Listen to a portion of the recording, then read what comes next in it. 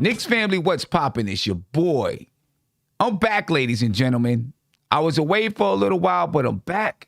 And we about to get into some off-season talk, rumors, all of that, ladies and gentlemen. Are the Knicks going to make a push for Kawhi? Do they have interest in Isaiah Jackson, Chris Duarte? Or what's up with Bradley Beal? Could he request a trade? We're going to get into it all, ladies and gentlemen. Intro. This is NBK, nothing but Knicks. When Sim passed the assist, you know that it's #1 show that breaks down the game. If you can't play defense, stay out my way. Dribble the ball, come down the lane. 5 seconds on the shot clock, who gon' win us the game? You wanna hear Nick updates and trade rumors? Post-game reviews, this the place you tune in. So tell a friend just to keep the ball moving. Like the page if you feeling the movement. Every game we coming to win. Give us a sub like a player that came off the bench. This is NBK, nothing but Knicks.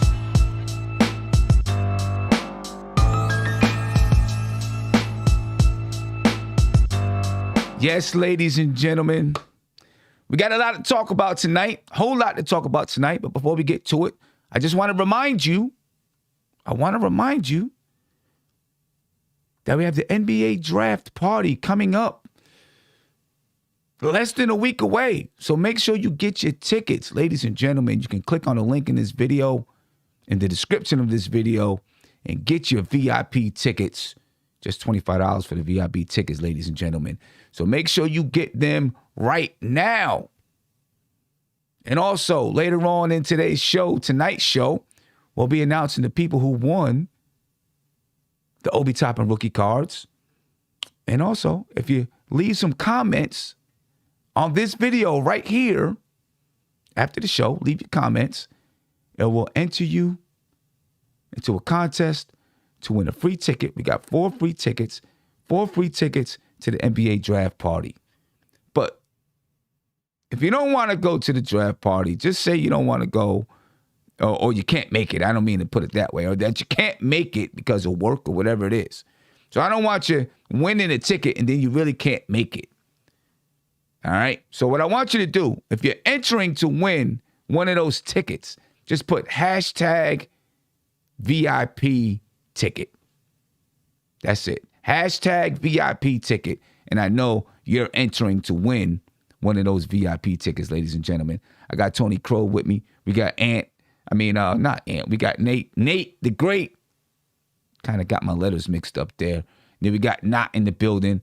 We're going to go ahead and break it down. And we're going to start off by talking about Kawhi Leonard. And do the Knicks have a chance at Kawhi Leonard, ladies and gentlemen? And will Kawhi Leonard be on the market? That's what we're going to start talking about right here, right now. Tony, let me just get you to say what's up real quick. I'll go around the board, and then we'll get into the discussion. Shout out to the chat. Peace in. Shout out to the panel. Yo, Black is time. Get it. Nate, what's popping with you, brother? What's up, Sam? Good to hear from you, man. Just way to get some talk.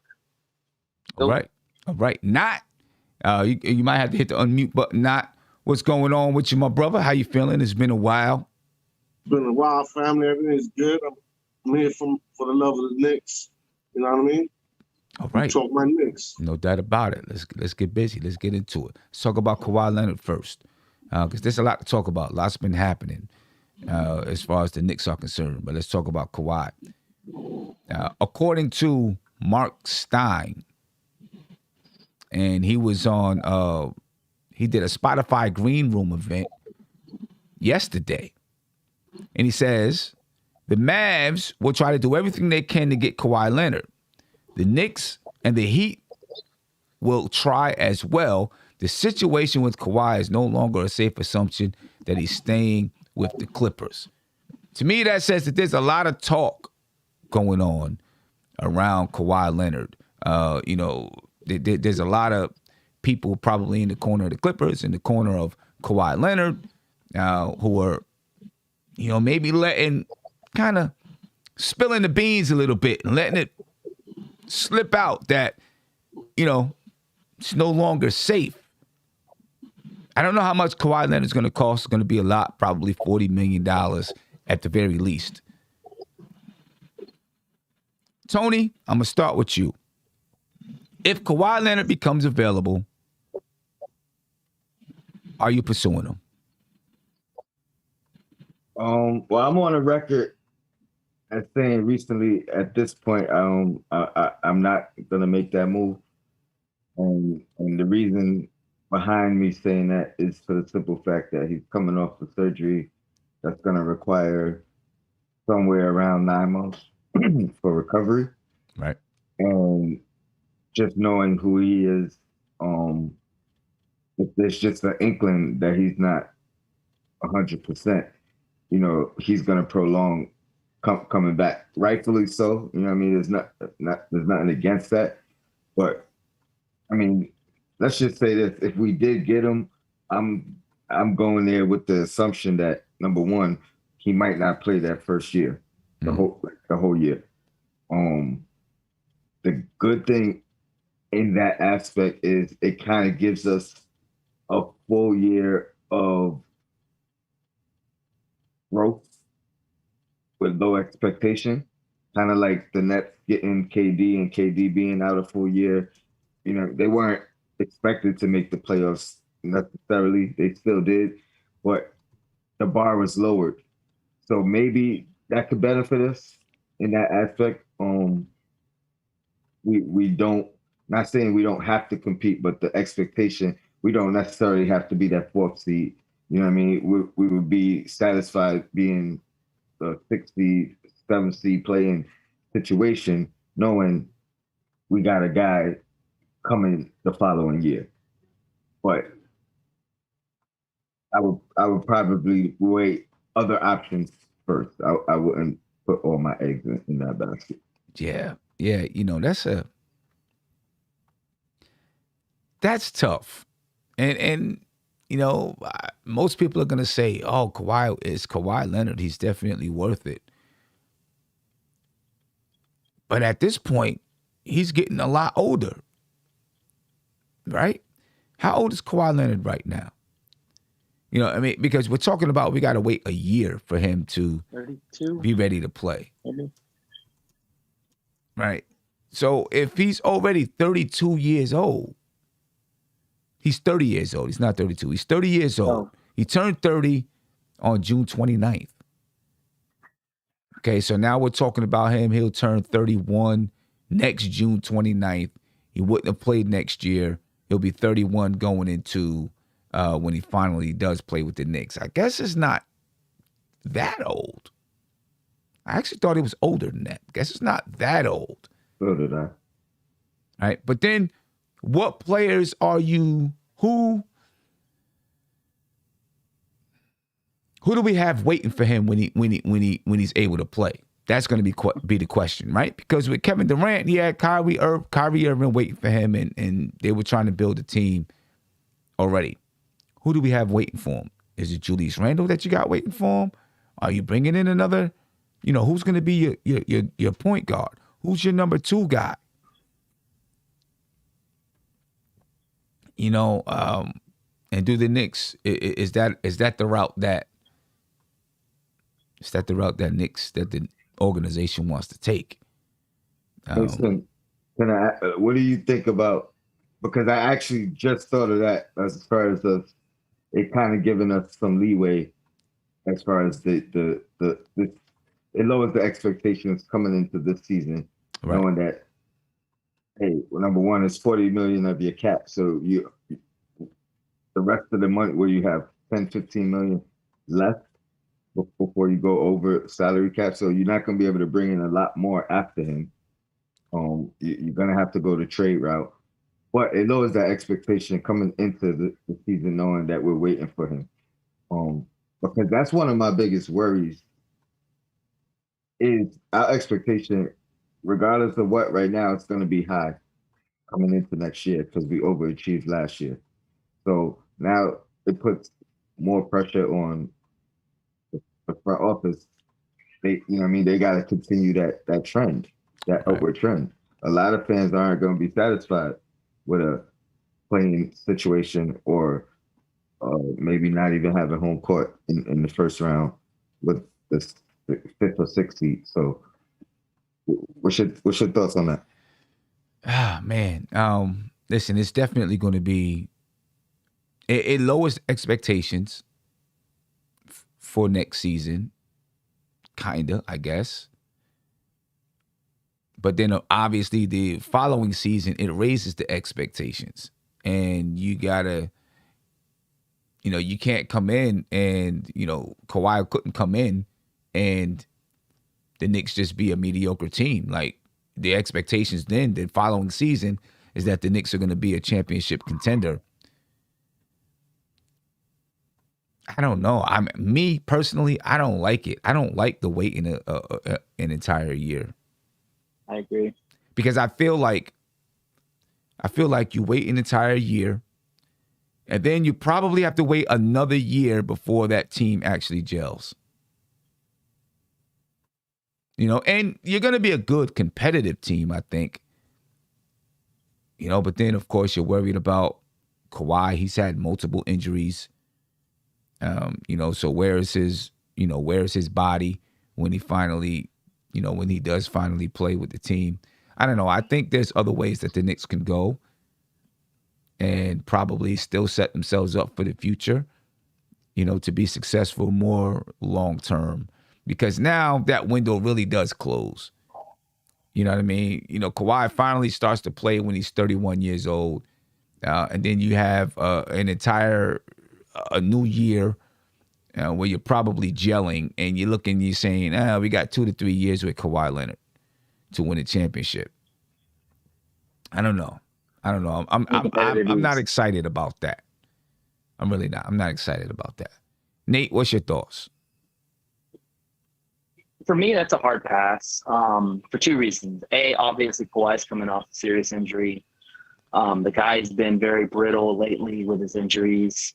I'd be really worried about like what kind of medical records he has. He's very, how do I say, very paranoid about with the doctors and all that.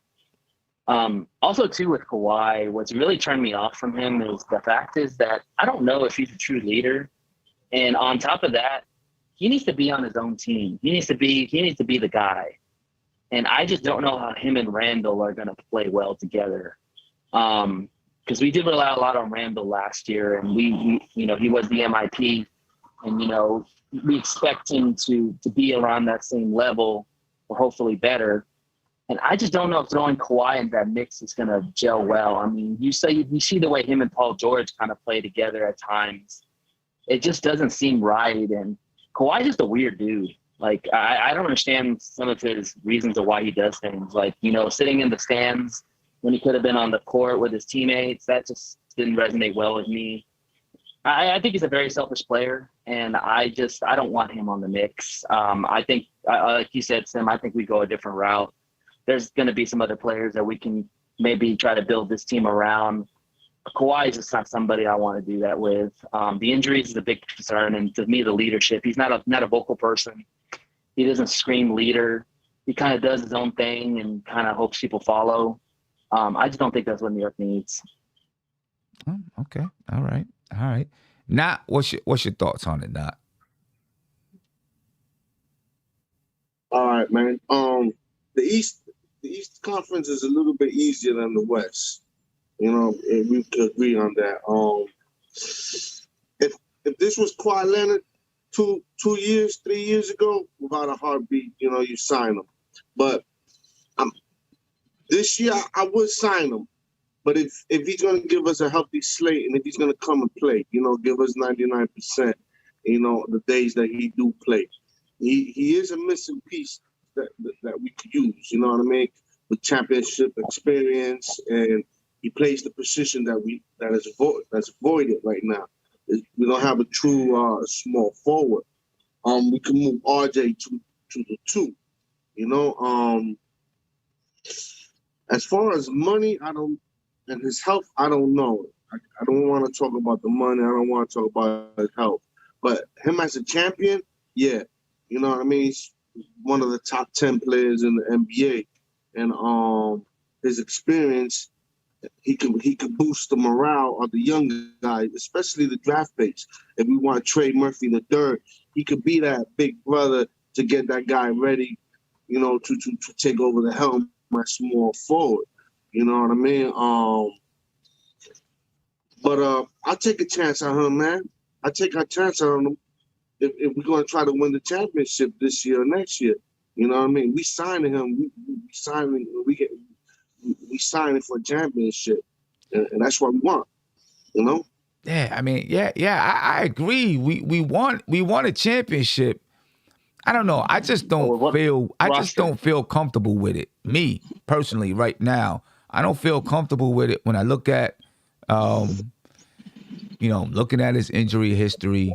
I'm looking at, he's, you look at what happened in San Antonio, and there were issues with, him not liking what the doctors were saying, and then,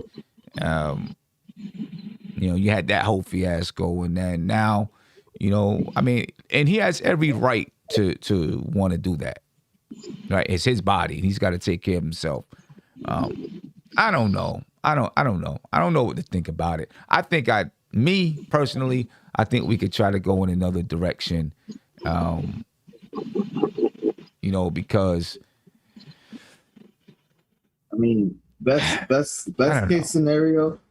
Best case scenario, we get him and Lowry, and then at that point, I don't know if we're going to be able to make any other moves immediately, but maybe Lowry is enough with our 6 guys and our 3 rookies or 2 rookies, and a vet minimum guy to just let us get to the playoffs and kind of depend on the growth of Randall, RJ, Mitch, and that's best case scenario. Lowry has to take a pay cut to get on the team, because if Kawhi is going to take $40 million, I don't see Lowry taking 15. Yeah, he would have to. He would have to, but it's not out of the realm of possibility. Like he's already played with the guy. The guy got him his, or they got their first trip together. If he believes in the rest of the roster, and that's the other thing, is Kawhi coming to New York by himself, or is he trying to bring somebody? You look what he did. You look what the stipulations was for him to come to the Clippers, and you know what I mean. Like I'm sure he's gonna want some kind of stipulations, coming to New York.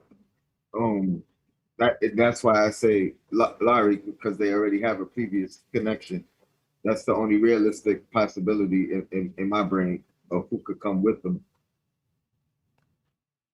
Yeah, and see, I don't feel like Kyle. I think Kyle Lowry would be a great fit for this team, with or without Kawhi Leonard. I think Kyle Lowry would be it's perfect. Right, but I don't know that. Does Kyle Lowry and Kawhi catapult you to a contender? Especially if you're talking about next season, maybe. But now you're talking about not next season, but the season after, where Kawhi is going to be 31, but how old is Kyle Lowry going to be? 36 All at that right. time. You know what I mean? So I got an interesting hot take, and I haven't had your input on it yet. But it's funny because you just said does Kawhi and Kyle Lowry put us in contention for a championship?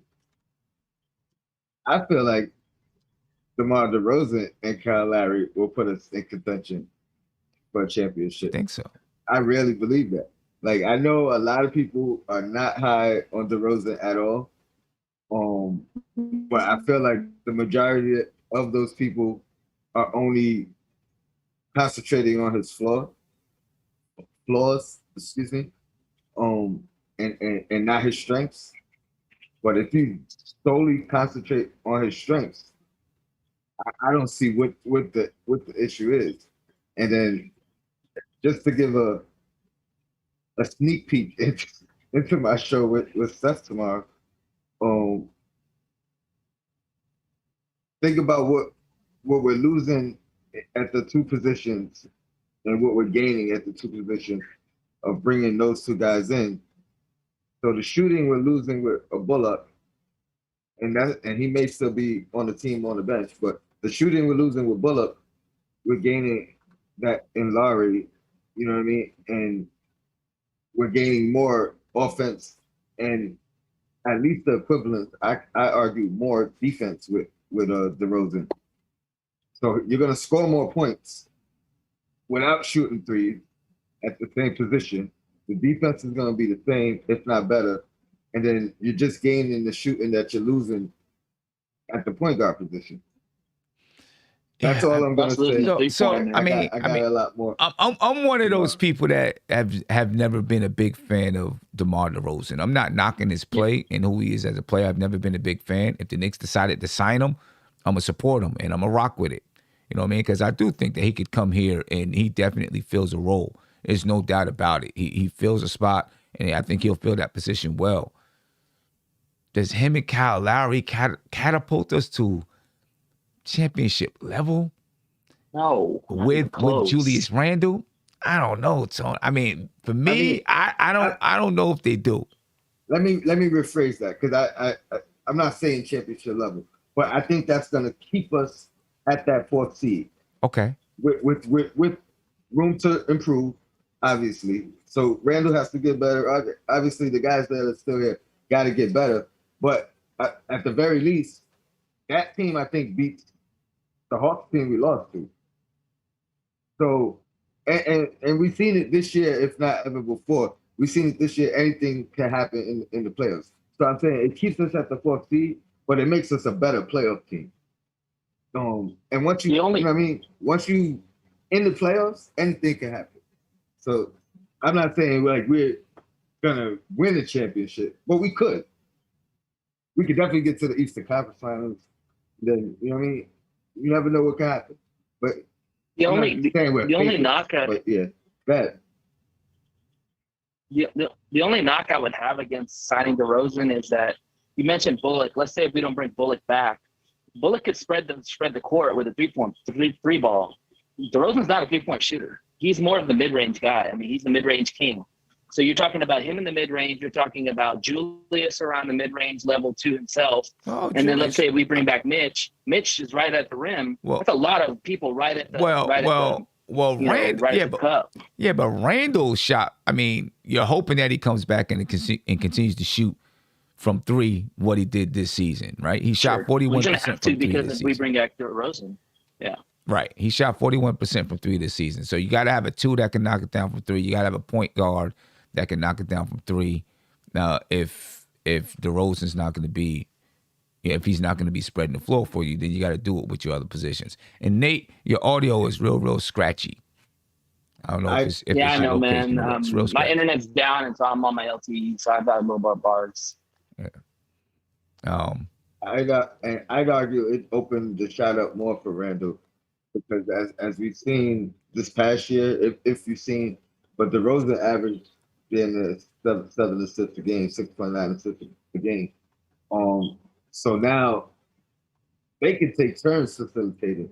The difference is, you know what I mean? Now Randle could be a catch and shoot or have more catch and shoot opportunities instead of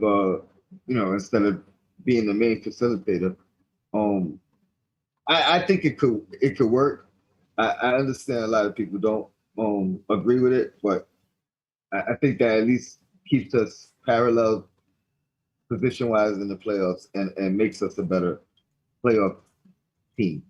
Okay. I mean, these guys only lost to LeBron every year when they were together, but kind of dominated. You might not need Lowry. You could just maybe go get Ball.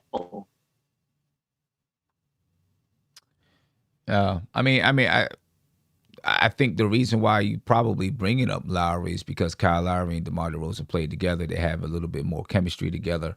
You know, they had a hard time getting it done in Toronto. You know what I mean? I don't know if the addition of Julius Randle to to that duo, brings any more success. I guess I don't know. That's a good question. Let me get to Justin. Justin, I want to ask you a question, man. First of all, Shoot. glad to see you. Glad to see you, man. It's been a minute. Glad to see you. Yeah, I got the notification now. I'm over here on vacation. I said, so I still got to get on my MBK channel. All right. Glad you're on vacation, relaxing. That's what I'm up talking in the about. Poconos right now. Okay. All right. Enjoy it. With Kawhi Leonard, if Kawhi Leonard really is going to leave the Clippers, how high on his list would New York be? I hope in the very bottom of the list. The very bottom. I don't want no chances of getting a part-time injured superstar. We signed him to a deal. He's gonna miss the entire first year. Let's say we get him back the second year. We can't even guarantee Kawhi playing let's say 82 game season. I'll be lucky if he gets to play 60 games in a whole season. And then you forget about that. The load management drives me more crazy. He plays Monday and then he doesn't play Tuesday, but he plays next Thursday. That's not going to work with the Knicks. I don't want DeRozan either. I don't want Kyle Lowry. I just don't think that we need to get these. I'm not saying they're not still good players and they'll be good on a team, but they're becoming to the level of has-beens already. If you think about Kyle Lowry in Toronto. I can understand you saying that about Kyle Lowry, but Kawhi? I'm not referring that to Kawhi. But let's say Kyle Lowry, he took a backseat to Van Fleet. Now we're going to sign him to what? Take the driver's seat now? And then DeRozan, I think if we was to get DeMar DeRozan, in my opinion, it'll kill. I'm not going to say kill, but it'll kind of slow down the development of RJ Barrett because that's going to be RJ Barrett's spot. Him and Barrett together, I don't think that's going to work. If I'm the Knicks right now, the management, I like the way it is. Nobody, like I said, and I said it again, nobody expected us to even make the playoffs this year. Nobody expected us to get the 4th seat this year with the team that we have. I feel like they just need to make the right decisions at the right time. If there's a decent player out there that's under 31 years old, then you get him. Okay. I wouldn't mind trading for Bradley Beal. If we could trade for him, I'll be very happy. We're gonna talk about that in a minute. I'm not with it. We're gonna talk about that in a minute. I want to ask you another question, then I'm gonna come to Tony, and then I'm gonna come to Knott, right? Because I hear all the time, if you bring in DeMar DeRozan or this guy, that guy is gonna stop the development of RJ Barrett or this player, that player. I don't understand it. Because the reason why I say I don't understand it is because how do you expect to get better? If RJ Barrett is not on a certain level, then he's not going to take you to where you want to go. And you got to get players that can take you there. You'll have someone, why wouldn't someone like Kawhi Leonard or DeMar DeRozan be a good influence on RJ and be able to say, hey, this is how you get your shot here, or this is how you get your shot there. Or, when the pressure is on in this point of the game, you need to do this or do that. Why wouldn't they be able to impart that kind of knowledge on RJ Barrett instead of stunting his growth? Well, what I'm saying in that part is, in RJ Barrett, I'm just talking about RJ Barrett right now. If the New York Knicks organization, period, if they see RJ Barrett if they feel that he's going to be that guy for the foreseeable future, I think this is where you're going to have to say, well, whoever is mentoring him right now, whoever he's with right now, this is where you're going to have to say, RJ, you got to step up your game and let's see what you got, because then you don't know if DeRozan comes in and he's going to take his shots, is what I'm saying. And then you might see RJ Barrett still be the same, where one night he shoots certain amount of shots, and then the next night, he shoots less amount of shots. But meanwhile, you got DeRozan shooting the ball 17 to 20 shots a game. And then you see RJ Barrett's stat line 2 out of 12 or something like that. That's what I'm trying to say. Like, I think this is going to be a year. The next 2 years for RJ will be the factor of what are we going to have with him. And if we don't see that, okay, he's not the man that we thought, the main guy we thought he would be, then we can get somebody to sign or trade, whatever, that can be that guy or try to be that guy. And RJ Barrett could just be what he is what I'm trying to say. Okay. I mean, I just never understood. I just think in the next 2 years, this is a critical time for RJ. And I feel like if you bring in a player of that caliber that might take away some shots, you're not going to really truly see what RJ Barrett can be. That's what I'm trying to say. Okay. See, I just kind of feel opposite. I mean, I don't want to say opposite. I feel like if you're a baller, you're a baller. You're going to get your shots. You know what I'm saying? If you're a hooper, you're a hooper. You're gonna get your shots.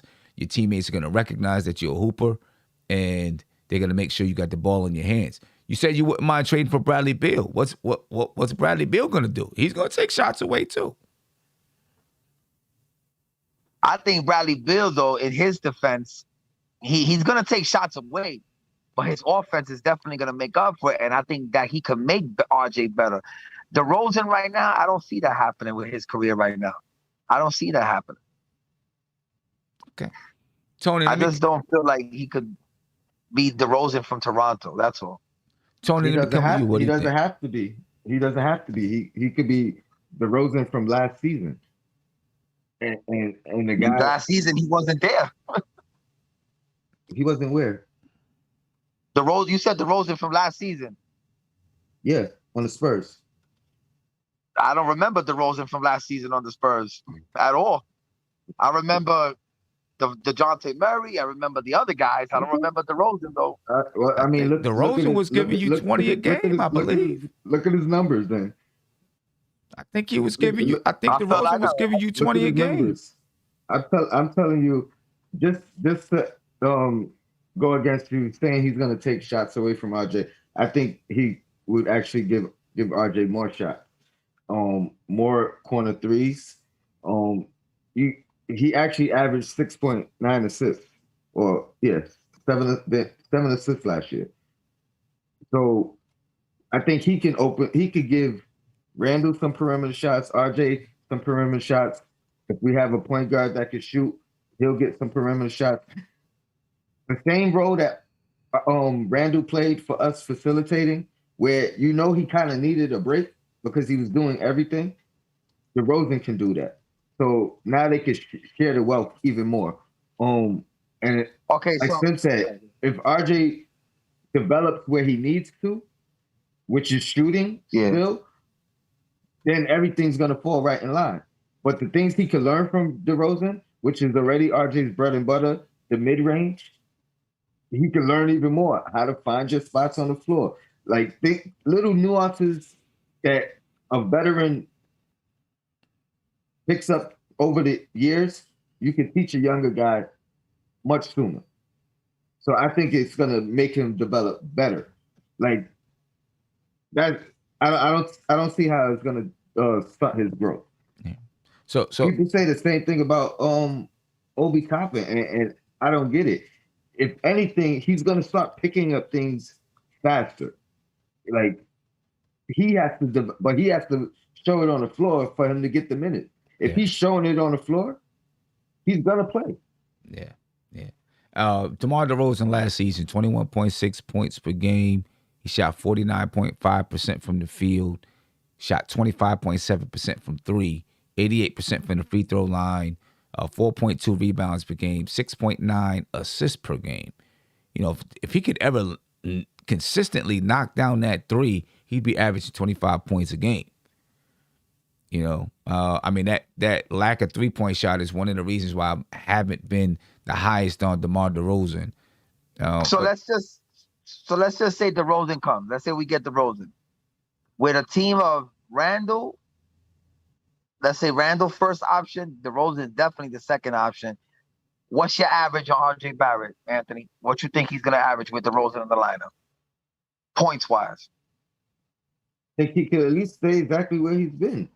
15, 16, 17 range. Why not? How much was RJ last year, son? I mean, listen, DeRozan did it.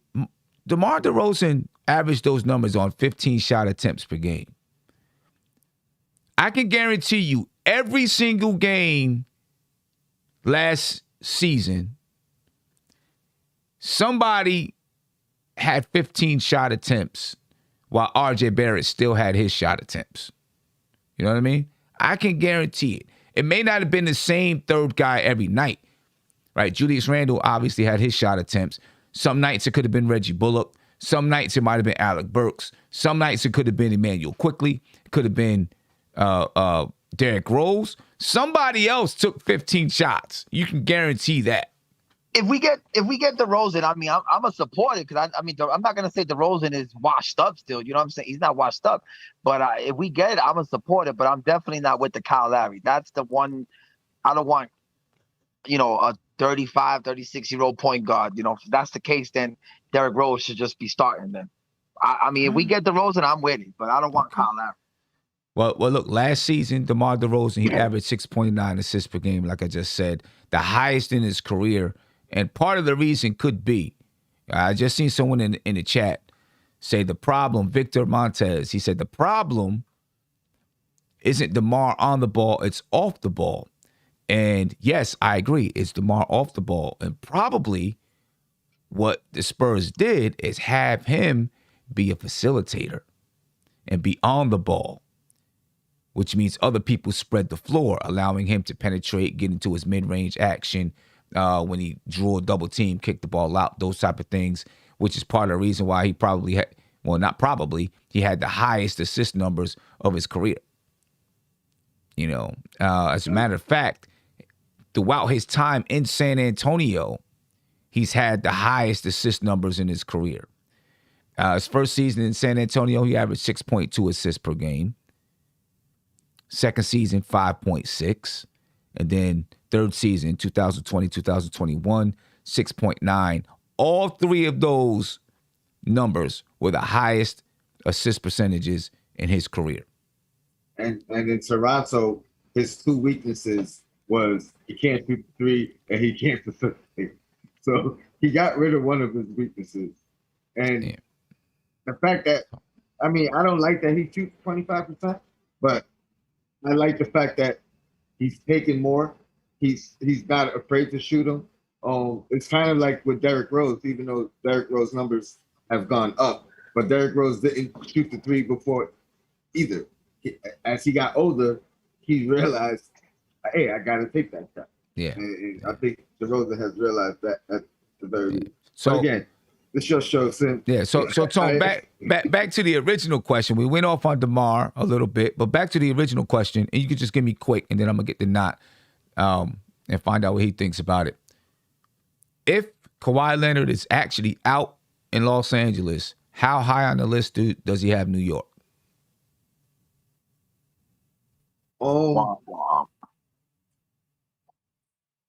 Honestly, I don't think it's high, but if we're on the list, he has a plan to come with somebody.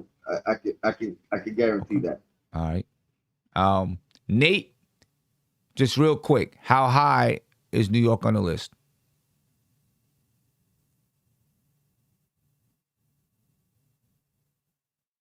Can't hear you, Nate. We can't hear you. Let me come on over to Not. Not, how high is New York on the list? I say one or two. Top two. Okay, top two. Top two. All right. We'll see. We're gonna see. A lot could play out between now and next week, ladies and gentlemen. Let's talk about Bradley Beal now. All right, because according to reports, Bradley Beal may be considering a trade request within the next week. All right, this is a report from Jake Fisher at the Bleacher Report. He said with the 2021 NBA draft fast approaching, word has reached front offices around the league that Wizards all-star guard Bradley Beal is considering requesting a trade prior to Thursday night's event. Thursday night's event is the NBA draft. That's coming up next Thursday. Make sure you get your VIP tickets, ladies and gentlemen. The link is in the description of the video, and it's also pinned to the top of your YouTube chat. Let me finish reading that. I had to get a quick plug in, but let me finish reading the paragraph. He knows he has a decision to make before the draft, one source with direct knowledge of Bill's thinking told the Bleacher Report. For the past year, people familiar with Bill's dedicated relationship to the Wizards have consistently rebuffed the notion he had interest in playing elsewhere. Yet, a second source close to Beal, when contacted by the Bleacher Report, confirmed the situation is now fluid. And if Beal were to seek a new team, he would do so only to land in an established winning environment. Tony, then I'm going to come to Eddie C, if he's there. That last phrase that I just said, and if Beal were to seek a new team, he would do so only to land in an established winning environment. Would you consider the Knicks an established winning environment? Not at this point. And I already feel like he wants to play with Tatum. They both have talked about it. You know, they have the history, big brother, little brother. Right. So I think the writing's on the wall, and they're just trying to be a little strategic about it. That's interesting.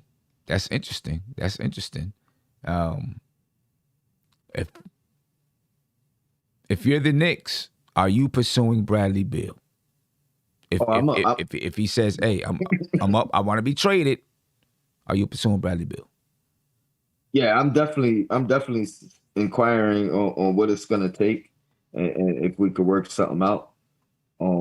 But I think they're gonna take care of him. I mean, you know what I mean? He went through the storm with them. You know, things didn't work out.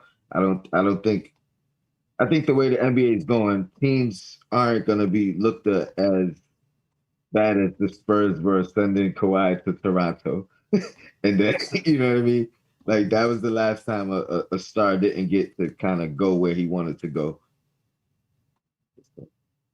Yeah, I agree with you, too. I think Washington will definitely take care of him as much as they can and make sure he gets to wherever he wants to go, which would then mean that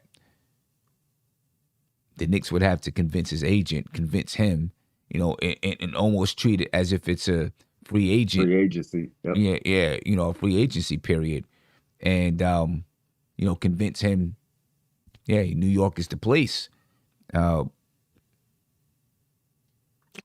don't think that the Knicks are part of that established winning environment. Not yet. You know what I mean? Not yet. Would I trade for him?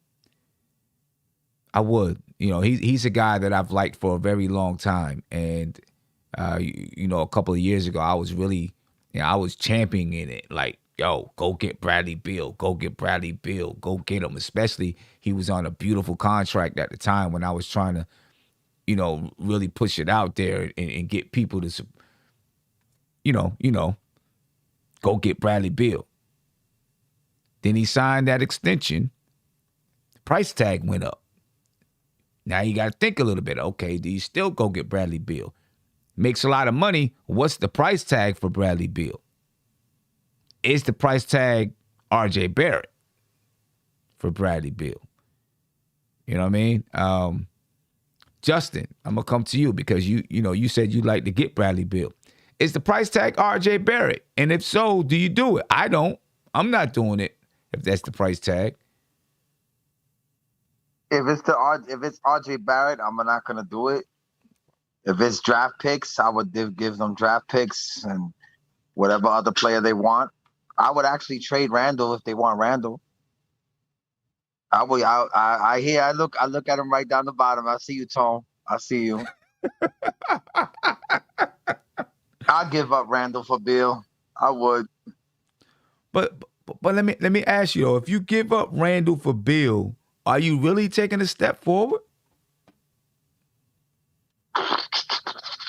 Do you think Obi's now stepping in that spot and is going to give you half of what our Randall was giving you. He's not going to perform at an I'm gonna all-star hope it's level. I'm gonna put it like this: it's gonna be a huge gamble. That's all. A roll of the dice. I mean, A roll of the dice. it's going Because to be. nobody saw what Randall was gonna do this year. That's why I said if Randall was gonna be gone, Obi was definitely gonna take over that spot. But nobody expected Randall to accomplish what he was able to accomplish this year. And that's why Randall's still gonna be here at least for the foreseeable future. But I wouldn't give up Barrett though. Yeah, I mean, I wouldn't give up Barrett. I don't think I'm giving up. Not that I'm saying that Randall is better than Bradley Beal or Barrett is better than Bradley Beal. To me, I don't think it makes us better to give up one of those players to get Bradley Beal. I mean, maybe a little bit better, but not that much better, in my opinion. You know what I'm saying? All right, Nate, let's give it a go again. See if you got your sound right. Can you hear me now? Yeah. Okay.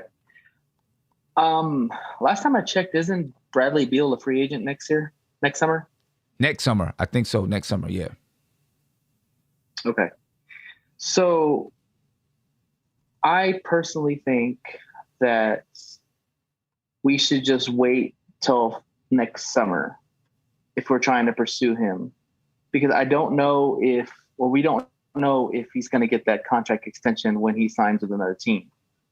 He might not. We don't know. They might want to see him a full season before they extend him. So I would take that risk and not give up assets and not give up, especially if it's Barrett. I hang up the phone if it's Barrett. But I'm not giving up assets if we can get this guy next summer, possibly. That's just my argument. I mean, it's possible you could get him next summer. It's possible. There's going to be, let me see, next year, he makes $34.5 million. Then there's a player option for 2022 to 2023 for $27.2 million. I think whether or not he picks up his own option depends on who he's playing for and his level of play that season, right? If he's playing for a championship contender and he's still dropping 30 a game, he's opting out because he knows he's going to get 40 million per year for the next 3-4 years or whatever it is. If he's not playing well, if he's playing for a team that did not become a contender and he's not playing up to his normal consistency or whatever you want to say, then maybe he'll, just pick up that option. It's hard, very hard to say what he may or may not do. It's a tough one. Because first of all, it's Bradley Beal. He's an all-star player, one of the top scorers in the league. So you've got to give up something significant to get him. It's going to have to be RJ. The draft pick alone won't get him. And I know that he's an all-star player. I just don't know if he's. I don't know. I don't know if he's. I just don't think you get that much better by moving either RJ or Randall to get Bradley Beal. I just don't know if you get that much better to justify moving one of those two guys. I only think you get that much better if you add him to both of those two guys. That's the only way I see the Knicks getting that much better. I think adding him to those two guys really does elevate the Knicks. Obviously, you got to add more pieces. But I think that definitely elevates the Knicks to takes them to another level. If you're able to add Bradley Beal to RJ Barrett and Julius Randle and still be able to add some other complementary pieces around those three guys. It's going to be much easier said than done because obviously the Washington Wizards are going to be looking for, if they're moving Bradley Beal, they're going to be looking for pieces because that means they're starting over without a doubt. They already weren't a good team. last year. They made a run at the end of the season, but they weren't really that good. They ended the season 34-38. They were 15th in the Eastern Conference. Oh, I'm sorry. They weren't 15th in the Eastern Conference. They ended the season 34-38, but they have the 15th pick in the draft. Sorry about that. They have the 15th pick in the draft. I don't know. Go ahead, Tony. Who would you include? Who would you include RJ in the deal for? I know you. I think you said you would consider Dame, but is there anyone else that you would consider at this point? For me, it'd have to be a guy that is top game changer, 5 to 7 players in the league. Right, top 5 to 7 players in the league. Well, no, because I think you would do it. I mean, I would do it. Obviously, for like Ja, who is the top 7. Okay. All right. Well. and Zion, I would consider Zion. So I mean, yeah, okay. You're right. You're right. Like those guys, yes, but I mean, the reason why I left those guys out is because and you know what I mean? Yeah, those guys are still young, and those teams aren't. They're not trading Ja for RJ or Zion for RJ. I don't think. You know what I mean? So if you're talking about other young guys like that, okay, all right. So like, I'm just saying, bro, just like Booker, you would do it? Yes. You would. Yes. Okay. Without a doubt. And I don't think you think Booker's top 7 in the league right now, right? Probably not. Okay. Probably not. So let me put some asterisks next to when I say that, right? So like your young guys that are definite stars, but they're not tradable right now, or they're not being traded. So I guess I just gotta rephrase what I'm saying. I don't know. I mean, because like if you're looking at a Jason Tatum, yes, I would do it. A Devin Booker, yes, I would do it. Probably a Ja Morant, Zion. Guys like I had someone in my mind. I can't think of who I had in my mind now. I don't know. But the difference with them, but the topic for another episode. Right. But I think the difference with those guys, like when you talk about Ja, you talk about Zion, and I'm not sure what Booker's contract is right now, but those two guys have small contracts. You know what I'm saying? And you still got the upside with them, and even with Bradley Beal's not that old either, though. I can't front about that. What's Bradley Beal? 26? I believe 27. I think.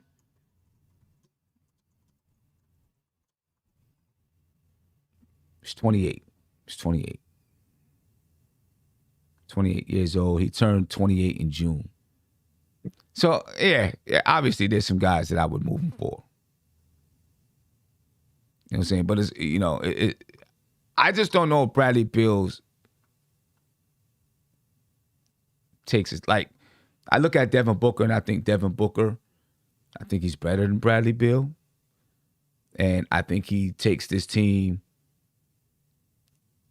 even if you traded RJ Barrett, would take the team to another level. I think Jason Tatum would take the team to another level, even if you traded RJ Barrett. I just don't know if they go to another level with Bradley Beal.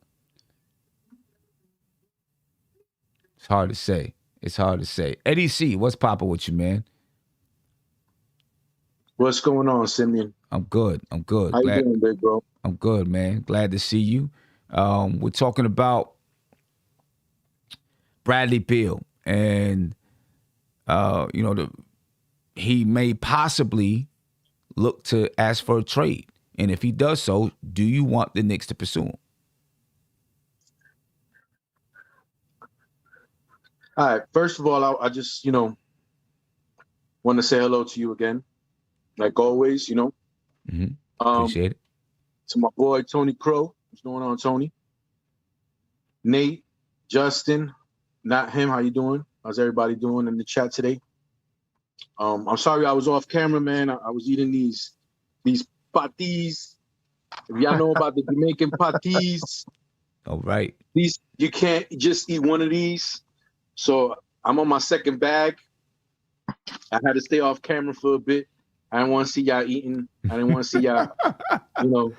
You forgot the cocoa bread. I feel you. Yeah, you got some cocoa bread with right. You got some cocoa bread with that or what? Nah, I'm having a couple of patis and I'm not having a beer. I got some plantinta, but I'm not gonna eat that right now.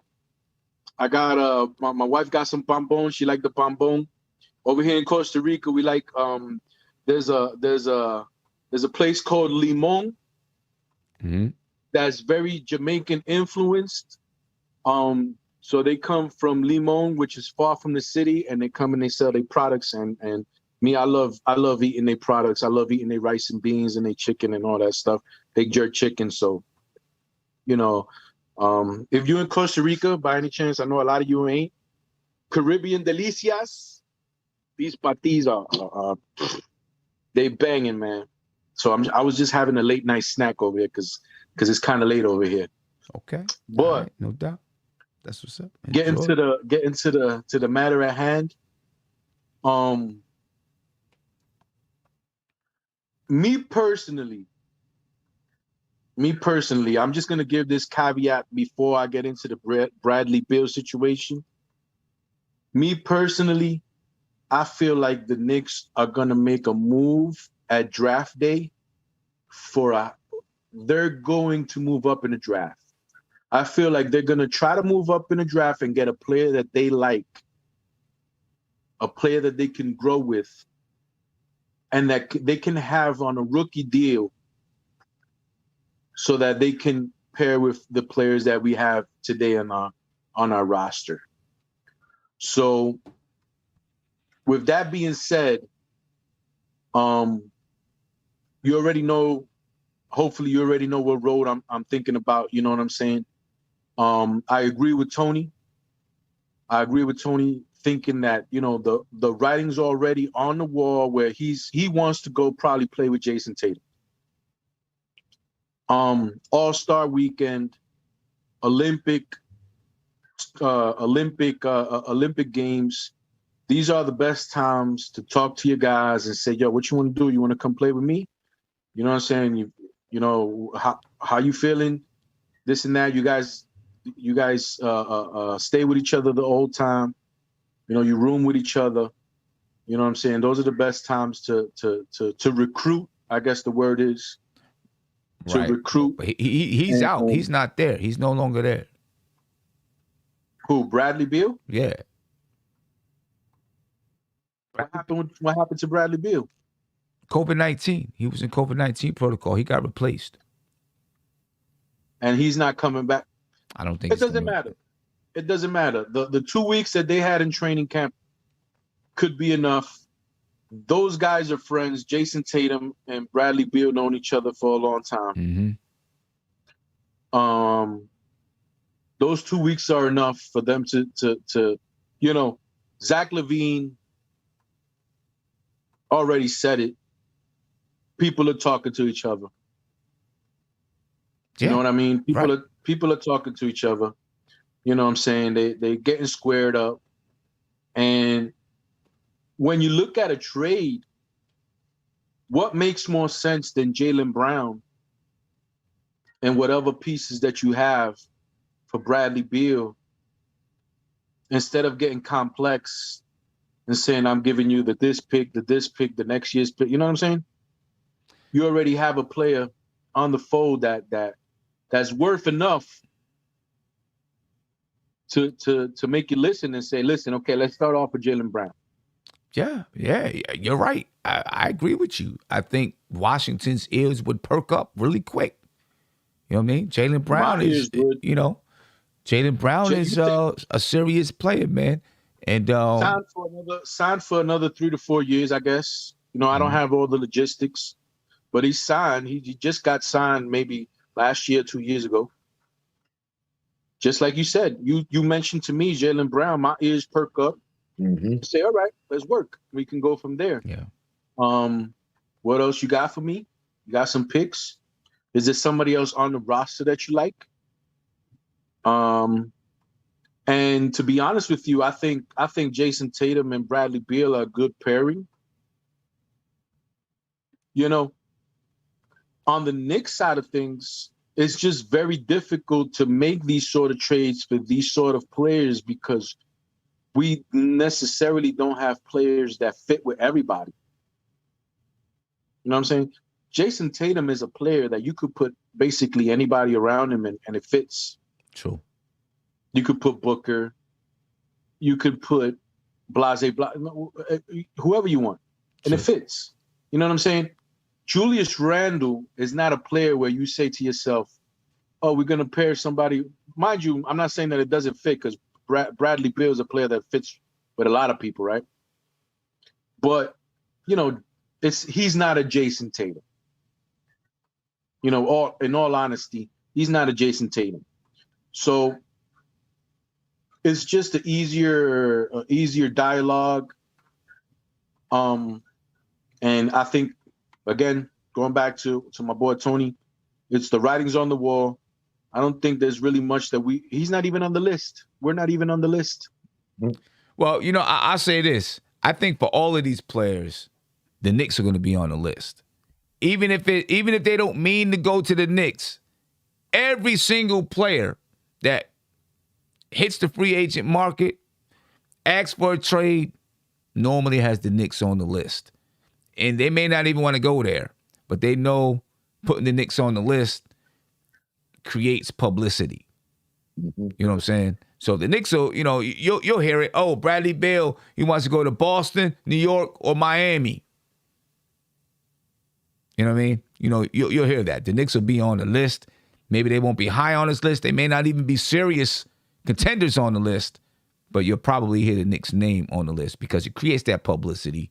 You know what I mean? And if you're talking about Boston, if he really wants to go to Boston, he's going to have either New York or Philadelphia on the list, or maybe even Brooklyn because they're in the same division, right? So that's going to make Boston say, we better do something if we want to bring this guy, have this guy wearing the green and white. You know what I mean? You know, so but they're going to play those. I don't want this caveat to get lost.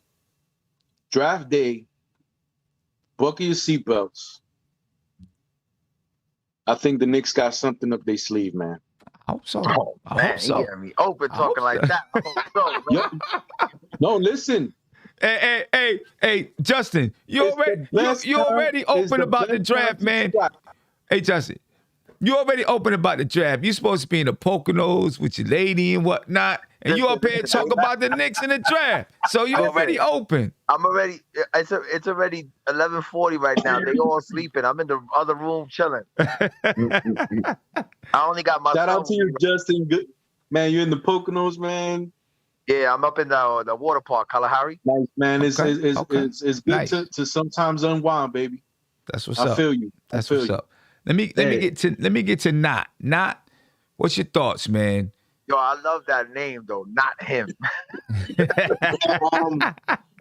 Thanks a lot. It's my middle name. Check it out. Bradley Beal, DeMar DeRozan, Kawhi Leonard. That's a wing player. You know what I mean?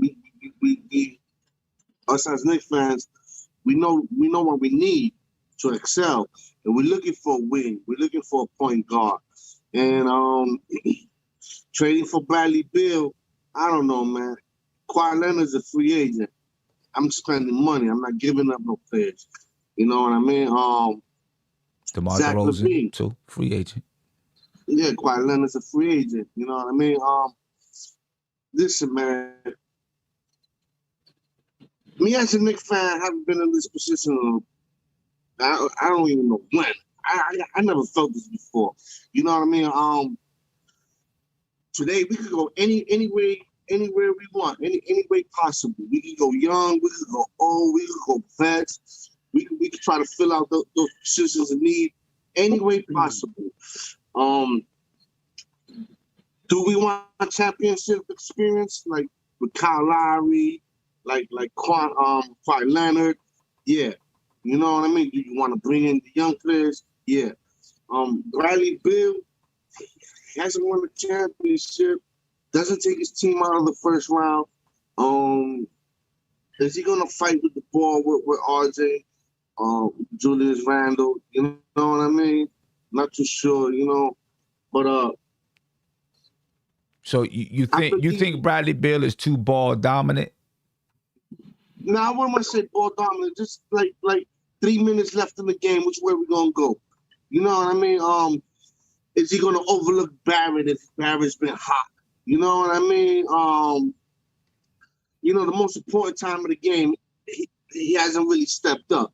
You know, Kawhi Leonard got lucky a few years ago with that shot over the Bucks. You know, right? But I mean, I think any of these guys, DeMar DeRozan, Kawhi Leonard, you know, Kawhi Leonard wouldn't be playing for a while, but any of these guys that you bring in, I think you're gonna have that same question when it comes down to the end of the game. You know, I don't have no, how you say, filling out the roster. We're in a position where we never been in a long time. You know, I'm just hoping that Leon Rose and Scott Perry, you know, we just gave my man an extension, make the right decision come draft night and free agency. Okay. You know, you don't have to give out a lot of money. You can wait till next year to sign Zach LaVine and Bradley Beal and bring them on board. You know what I mean? While we got coming new, fresh. Or you can sign kids like Kelly Oubre, you know, like the way the Atlanta Hawks did. They went and made little moves, made themselves contenders. You know what I mean? Like bringing in Danilo Gallinari and Bonvanda. I don't know how to say it. Bogdanovich. You got me. We can make small moves like that with veteran shooters, like the kid Duncan Robinson, or the shooter from the Nets that's a free agent. You know what I mean? There's $60 million to play with, God. Okay. You know what I mean? All right. And we got 3 draft picks. So, you know, trading for Bradley Beal, there's no way I'm giving up my gun. There's no way I'm giving up my Beretta for Bradley Beal. And I'm talking about RJ. You know what I mean? There's no way I'm giving up a young gun to bring somebody that might be a rental for 1 year. You know, just stay with what we got and bring in a free agent like Kawhi Leonard or Kelly Oubre or somebody to fill in that spot and run with the guys, or trade for Andrew Wiggins if Golden State is willing to give up the 5th pick or the 14th, so we could take Wiggins' contract. Okay, let me ask you. You mentioned Scott Perry. I want to ask you briefly, and I'm going to ask everybody quickly your thoughts on Scott Perry being extended with the Knicks. Well, I think by extending Scott Perry, his next thing to do is extend Julius Randle. You know, he's the one that bought Julius Randle, that showed loyalty, that showed, you know, being for the guy. So I think Scott Perry should try to work on this year the contract of Julius Randle, to him the extension that he deserves. And then from there, you know, just plug in the holes with what's needed. You know, I want Scott Perry to sign Julius Randle on that extension, man. Okay. I mean, you think it's deserved, though, for Scott Perry to deserved? Well, I think he deserves it. Listen, everybody wants to say Kevin Knox is a draft bust, okay? But if you ain't giving me no minutes on the court, I'm not gonna get better. You know, Kevin Knox still had to sit down this year behind Bullock, Burks, and a couple of other guys. But we never know. Kevin Knox come this year, get 15 minutes, and produce a little bit. You know, and that's Scott Perry drafts. But they want to say he's You know, he's like a draft bust, and that's under Scott Perry. You know what I mean? But the kid still got potentials, and I don't even dare to go this way.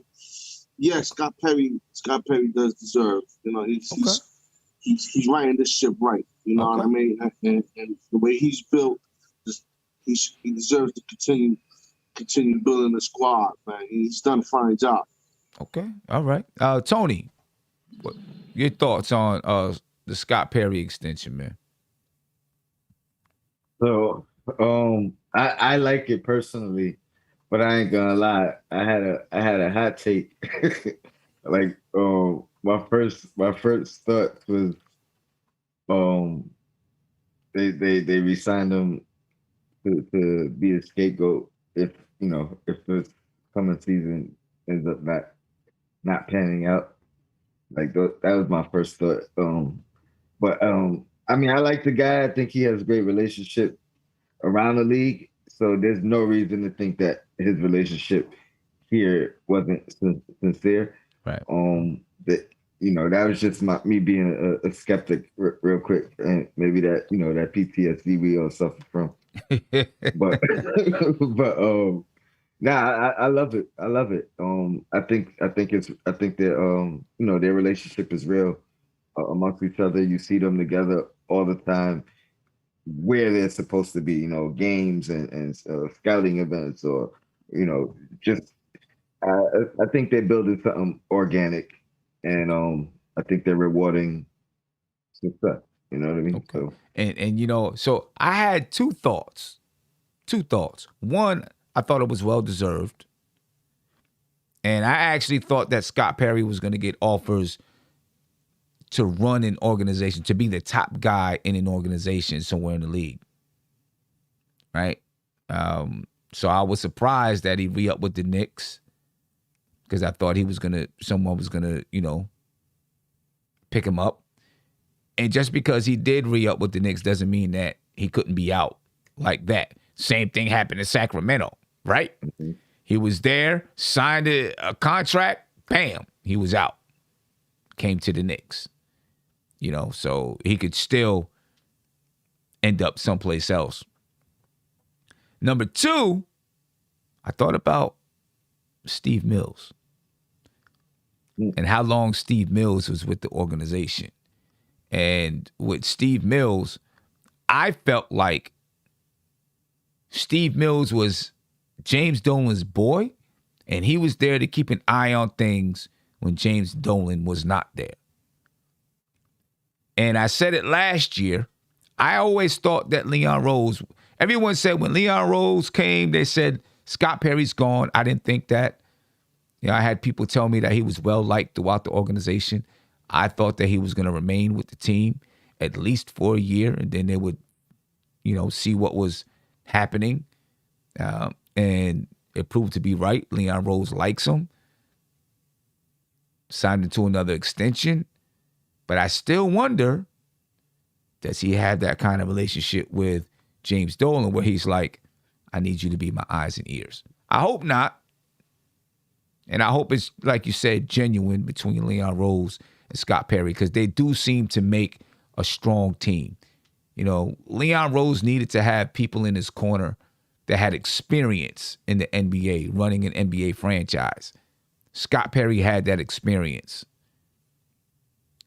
Some of the other people that he put around him, Brock Aller and them guys, had that kind of experience.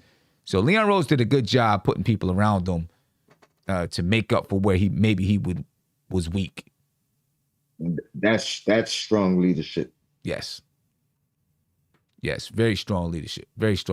So I think Scott Perry deserves it. When it comes to that, I have a take on that. I think, how sometimes second round picks, they feel like they know that they second round picks, and they either take themselves off the draft and then go back to school for another year to help their value, right? To help their status. That's why I think, man, I'm really not an optimist. You know what I'm saying? You know how some people are half full glass, half empty glass. Right. You know, I'm like middle glass, like all the time. Like it's gonna be half glass, no matter what. But that's why I think we're gonna do something in this draft, man, where we're gonna be blindsided. And it's gonna be a good thing for us. You know what I'm saying? Because this is what's gonna probably propel him to get a better situation than what was offered. Because he was offered some situations. It wasn't like he wasn't offered any opportunities.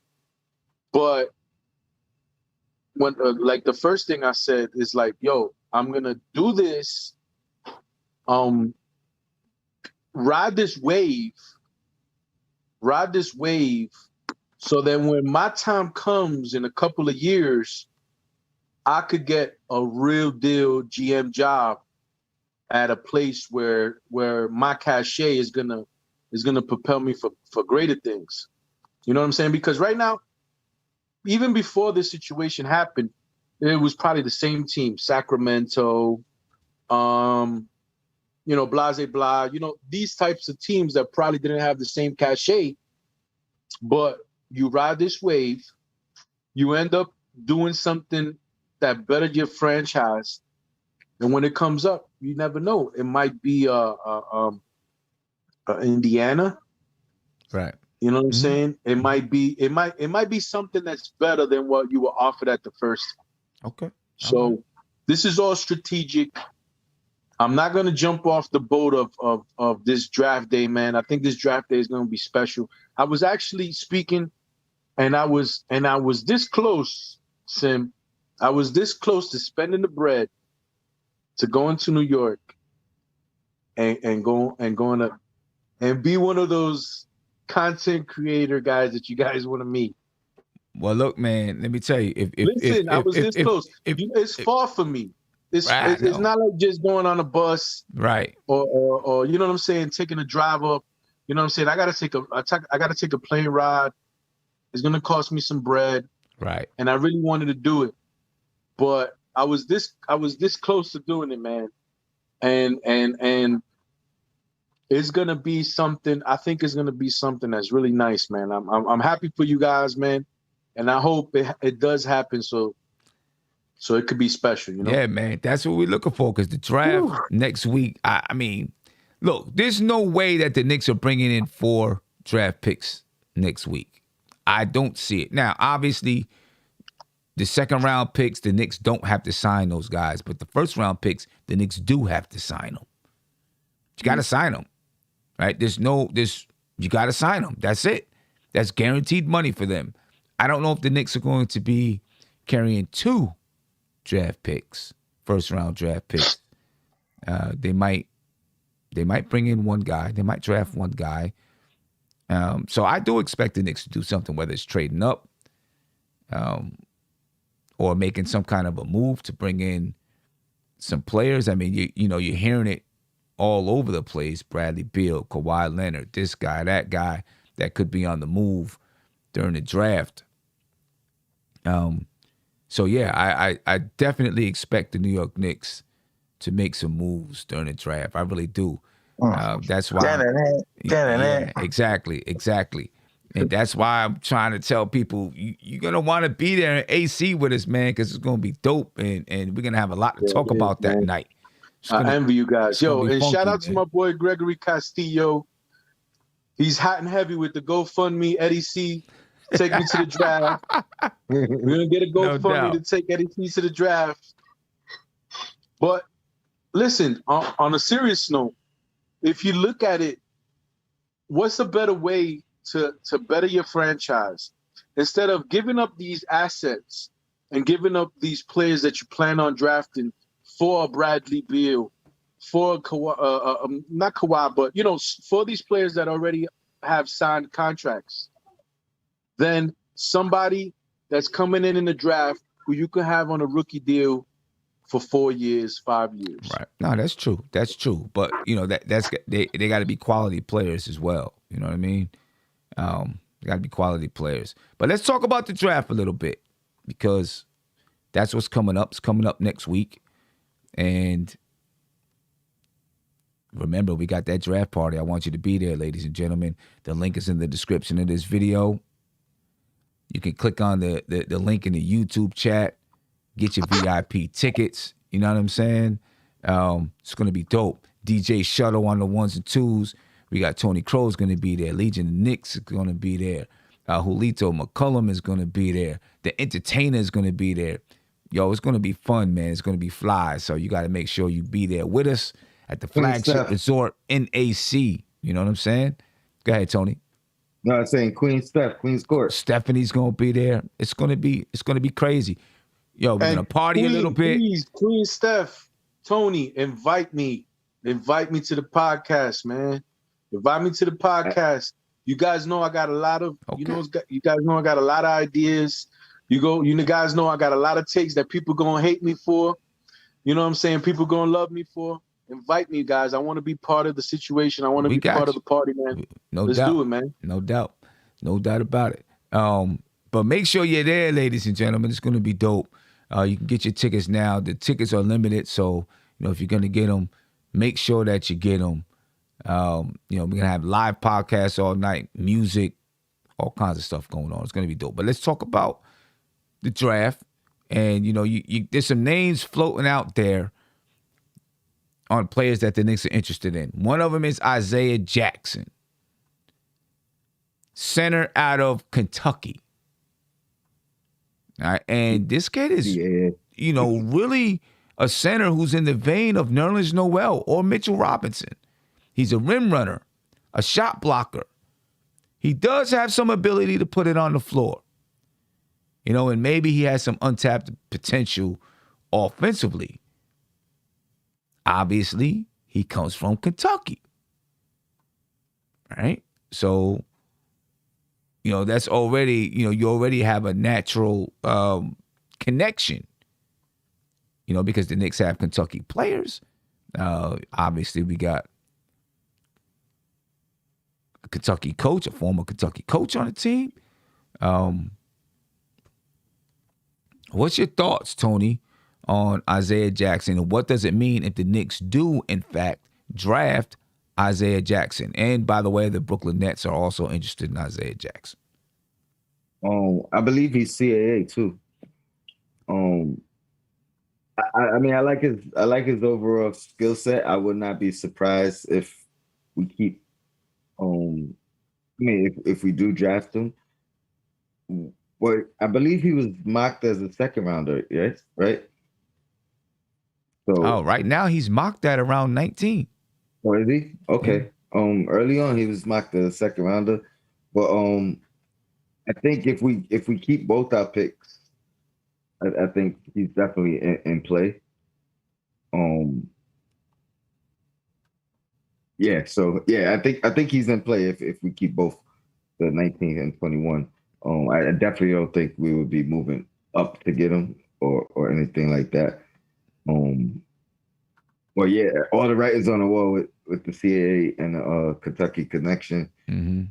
And so I don't think it's far-fetched.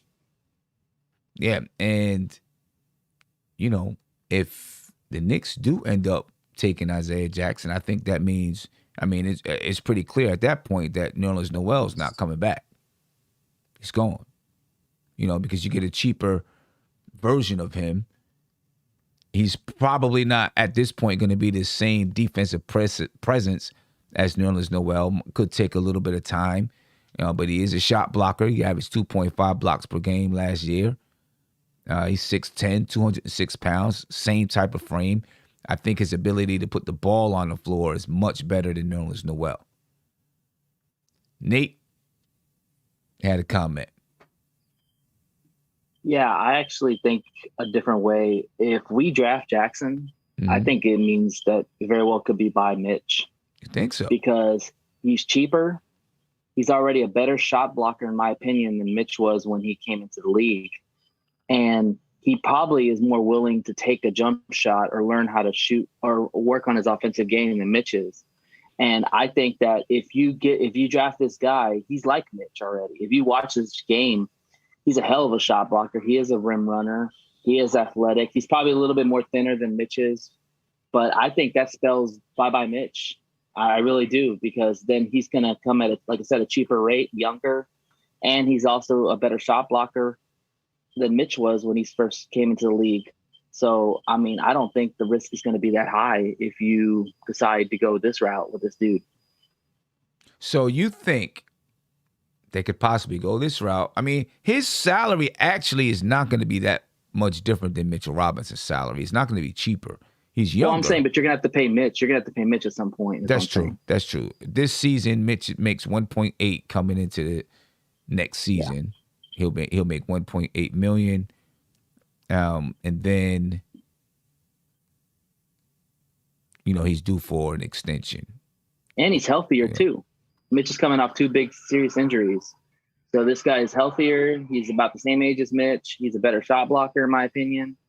I think he's got probably more willingness to be on offensive minded with the right coaching. He's got Kentucky ties. I mean, the writing's on the wall. If they really take him. What about the size factor, though? Mm-hmm. Because he's a little bit shorter than Mitch. Right. He's not as big as Mitch. He's gonna have to definitely get in the weight room. But I mean, Sim, if you watch his game, like, he's a really good shot blocker. Like, the guy times his blocks very well. Mm-hmm. Like, he really doesn't get a lot of fouls. Like, he's there at the right time.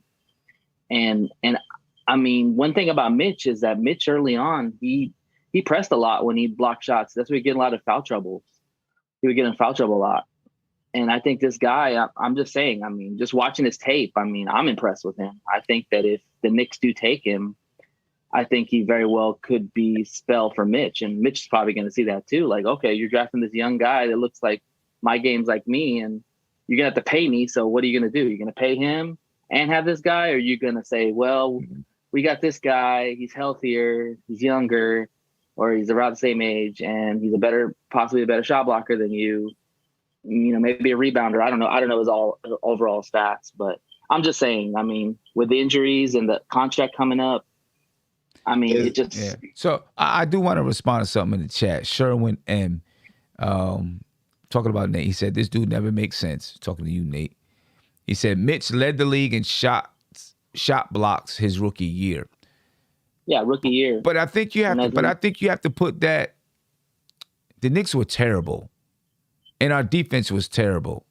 So we had guys run into the basket at will, all willy-nilly, all over us. So he was gonna get a lot of blocks. Plus he got a lot of fouls too. And don't worry about that, Nate. Nobody thinks I make sense either. I don't care, man.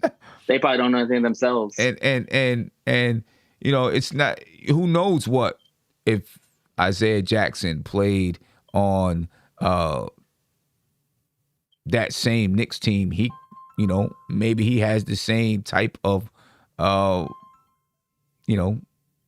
same thing. Who knows? We don't know. You know what I mean? It's hard to say. It's going to be a learning curve for him. I'll say that. He's not going to come in and be.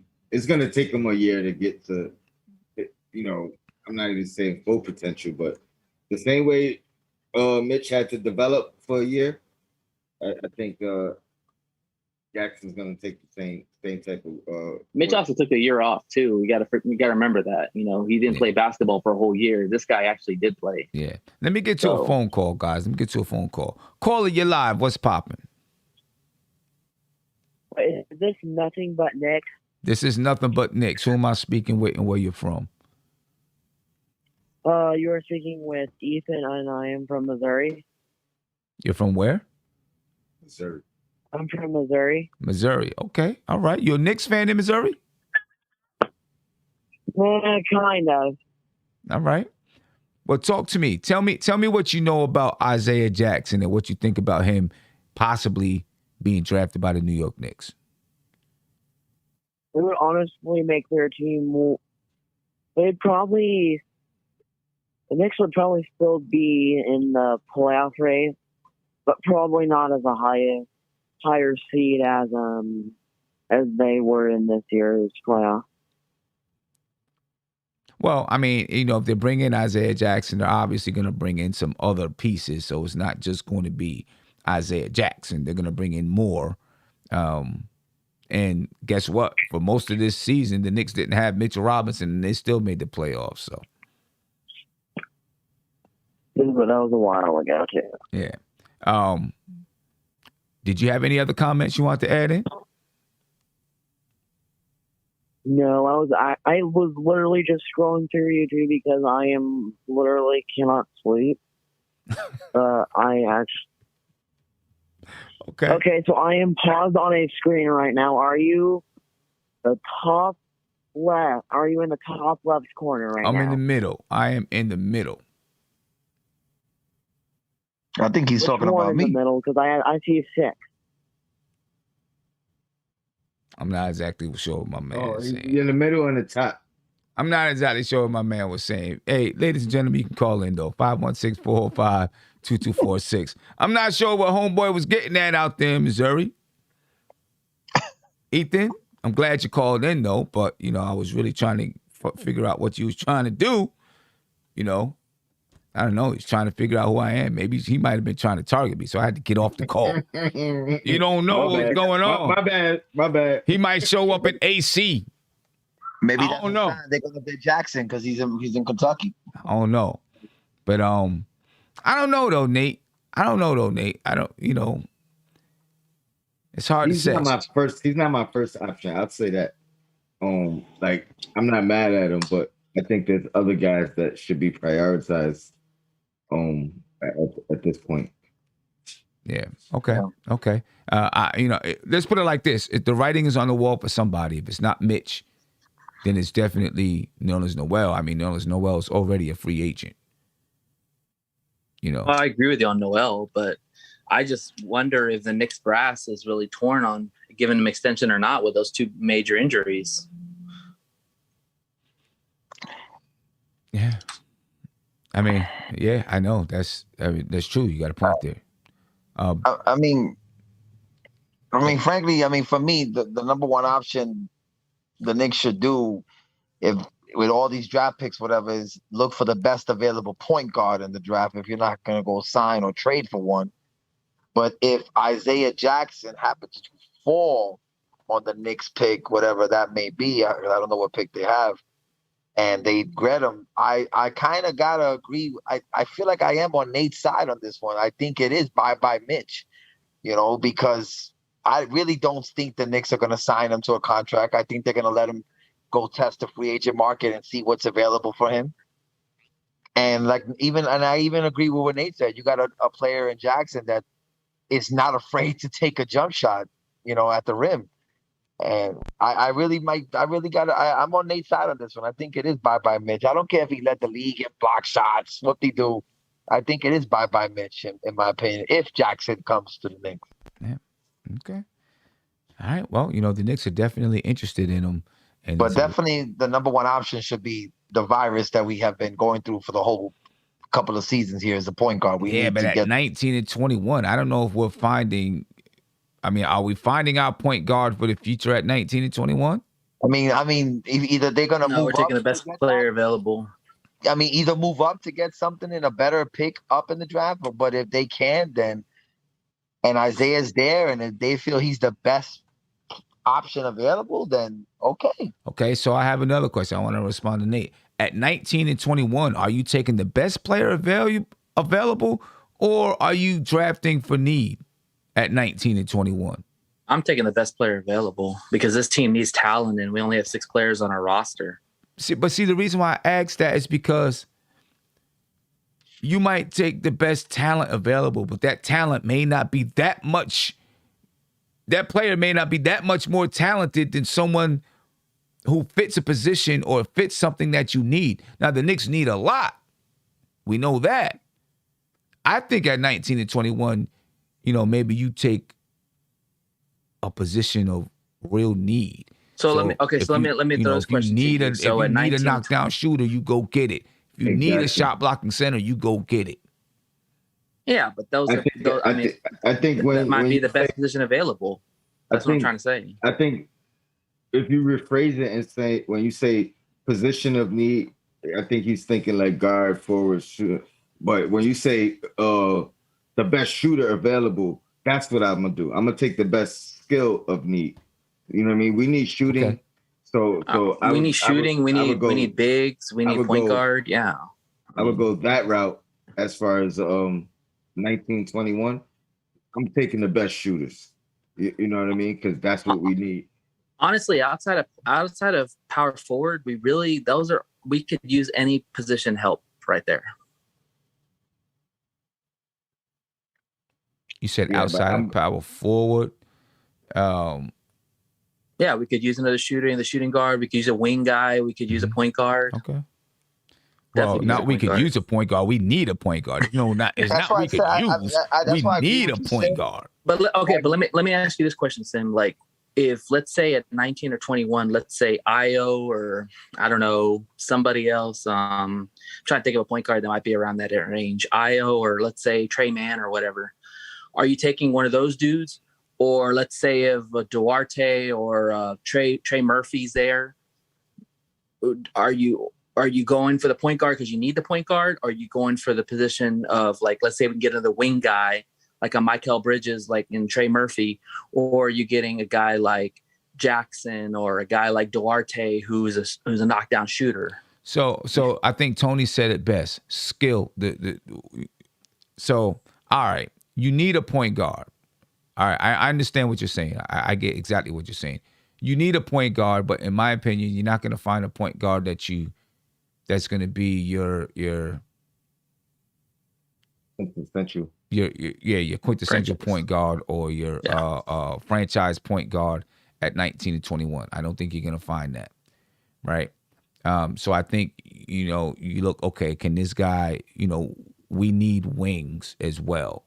So let me get a wing that can shoot instead of saying, because you might say, well, Trey Mann or this guy is more talented than Duarte, but you know what? Duarte is going to give us more than what Trey Mann is going to give us, although Trey Mann is more talented. You understand what I'm saying? So I don't think you just go with the best athlete at 19 and 21. I think you look at a position of need and you fill it with that. You fill it if you can. You know what I mean? And so you have to look, okay, let's look at our point guard spots. Is there a point guard here that we think can really give us something? No. Is there a power or a center that we think we can really give us something? Maybe. Is there a wing that we think can give us something? Yeah, probably. So let's go with the wing, even though he may not be the most talented on the board. He may not have the most upside, but that wing can give us something right now and fills that need. I think that's what you go with at that 19 and 21. Go ahead, Tone. Mm-hmm. But me, just to be specific, me personally, with 1921, if Mann and Murray the third is available, I think I'm going Mann first and hoping 2 picks later I could get Murray. And I say that because he may not be quintessential point guard, but I definitely believe he could run the point and he brings shooting.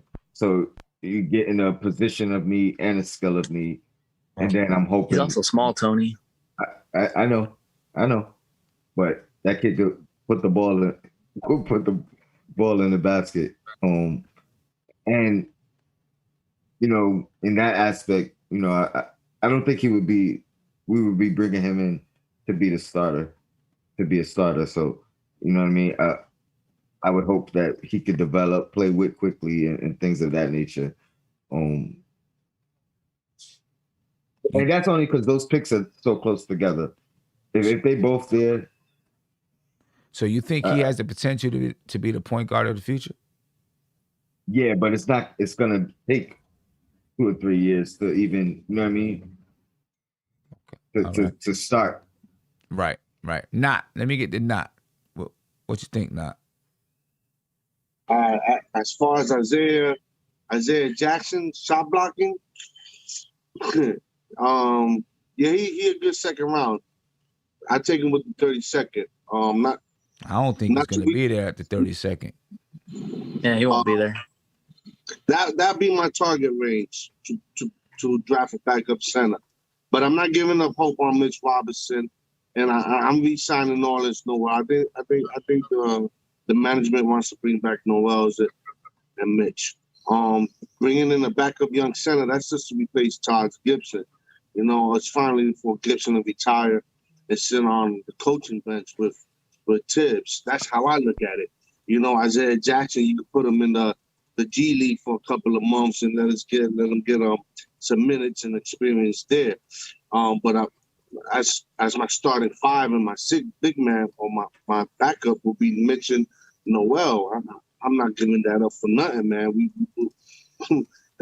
should run it back with them too. I like Trey Mann. I'm a big advocate of Trey Mann. I'm not a Florida Gators fan. I'm a Florida State fan. And, you know, that's one of our rivals, man. I watched the kid play. I don't want to compare him to Bradley Beal, but they do come from the same school, you know. But Trey Mann could create his own shot. His assist is not that great. His turnover, but I think if you put him in a pick and roll with guys like Mitch Robinson, like Isaiah Jackson, and Orleans Noel, his assists will go up. And I don't think Trey Mann will overlook Barrett when he cuts to the basket and so on like that. So I'll be going into this draft and trying to come out with Trey Mann, Jackson, and Quentin Grimes. I think what Grimes did in the tournament, in the combine turned a lot of heads, and he did it with Josh Christopher. You know, which is he's kind of similar like similar like Trey Mann. So those two brothers was in there talking about like, yo, we gotta shine, I like that. I like the two combo. I like the way they play together, and I wouldn't mind seeing Quentin Grimes and Trey Mann in a summer league. You know what I mean? Trying to shine like that. Okay. All right. thing, Go ahead, Nate. my thing with Trey Mann is that if you're gonna go for a guard that small, that you think he's that small, and you think he's gonna be a quintessential point guard going forward, I would go for Sharif Cooper, because Cooper's an exceptional passer. And he might not have the offense of Trey Mann, but I think he could run the point guard better than Trey Mann could early on. You know what the problem is, though? And I'm not comparing him to Peyton, but when you know, or, I mean, the same thing with Frank Early. When you know a guy is not going to be a scoring threat, it kind of takes away his value as a assist man. He averaged 20 points a game. I mean, he's not he can score. I agree, but he drives to the basket but doesn't finish at the basket due to his height. And he's not a great shooter. So he's going to have to be – and Grant, it's funny because he played for Chris Paul's AAU team. But that's who he's going to have to be successful. He's going to have to manage the mid-range game to a T. Like, you know what I mean? And he's gonna have to thrive there because he can't really finish over bigs. The bigs are only gonna be bigger in the NBA. You know what I mean? But the fact that if you say he's not a shooter and he averages 20 points a game and he's an exceptional passer, I mean, that to me just like that's pretty impressive. Listen, I am mad at him.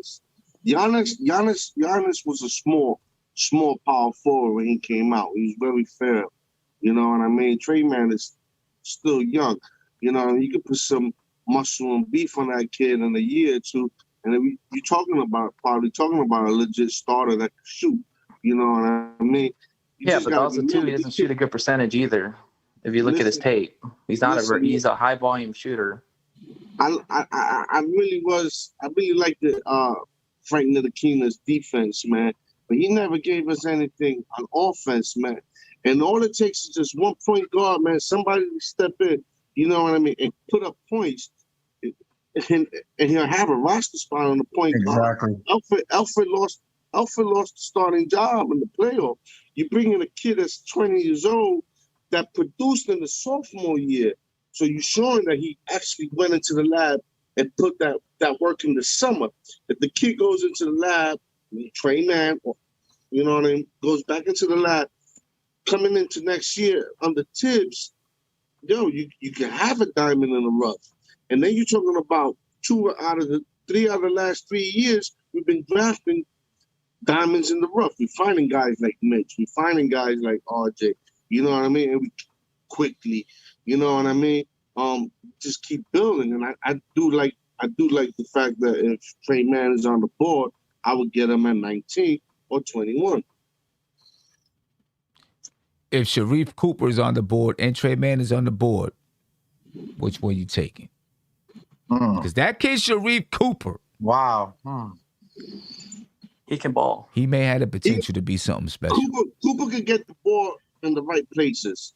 Probably faster than Trey Mann. Have you seen his passing? His passing's exceptional. See, but he's actually under 6 foot. And there's not a lot of Iverson, man. If he's going to be the next Iverson. He's 6 foot. Yeah. He's 6'1" or 6 foot. It's not a lot of Iverson. I mean, we don't know Trey Mann, what his actual measurables are. I mean, what was he at the combine? Was he 6 foot? He's 6'5". He's over 6 feet. 6'4". He's just skinny. Yeah, Trey Mann is, he's just skinny, He's small. well over 6 feet. That's a tough call. I mean, man. I'm going with Mann. I think I have to go with Mann because of the. I think that height scares me. I don't know if Sharif can become Chris Paul. You know what I mean? Where the height doesn't really affect his game. He just perfects that mid-range game. I would like to see some mid-range numbers from him. I mean, he had to score from somewhere, like they said. He did average 20 points. So I'm up As in the air. Where did it come from? I wouldn't be mad at either one. It came from the free throw line. I mean, even if it came from the free throw line, that means he's putting pressure on the defense. Yeah, I'm saying that that's a great sign. I was hoping for you to come around to me because I was trying to be patient, but I guess. Hey, you good? Jump in there. Go ahead, jump in there. I lost my patience, Sim. First of all, I want to say shout out to the Rom Animal, Chuck D. Appreciate you. I saw him comment on the situation.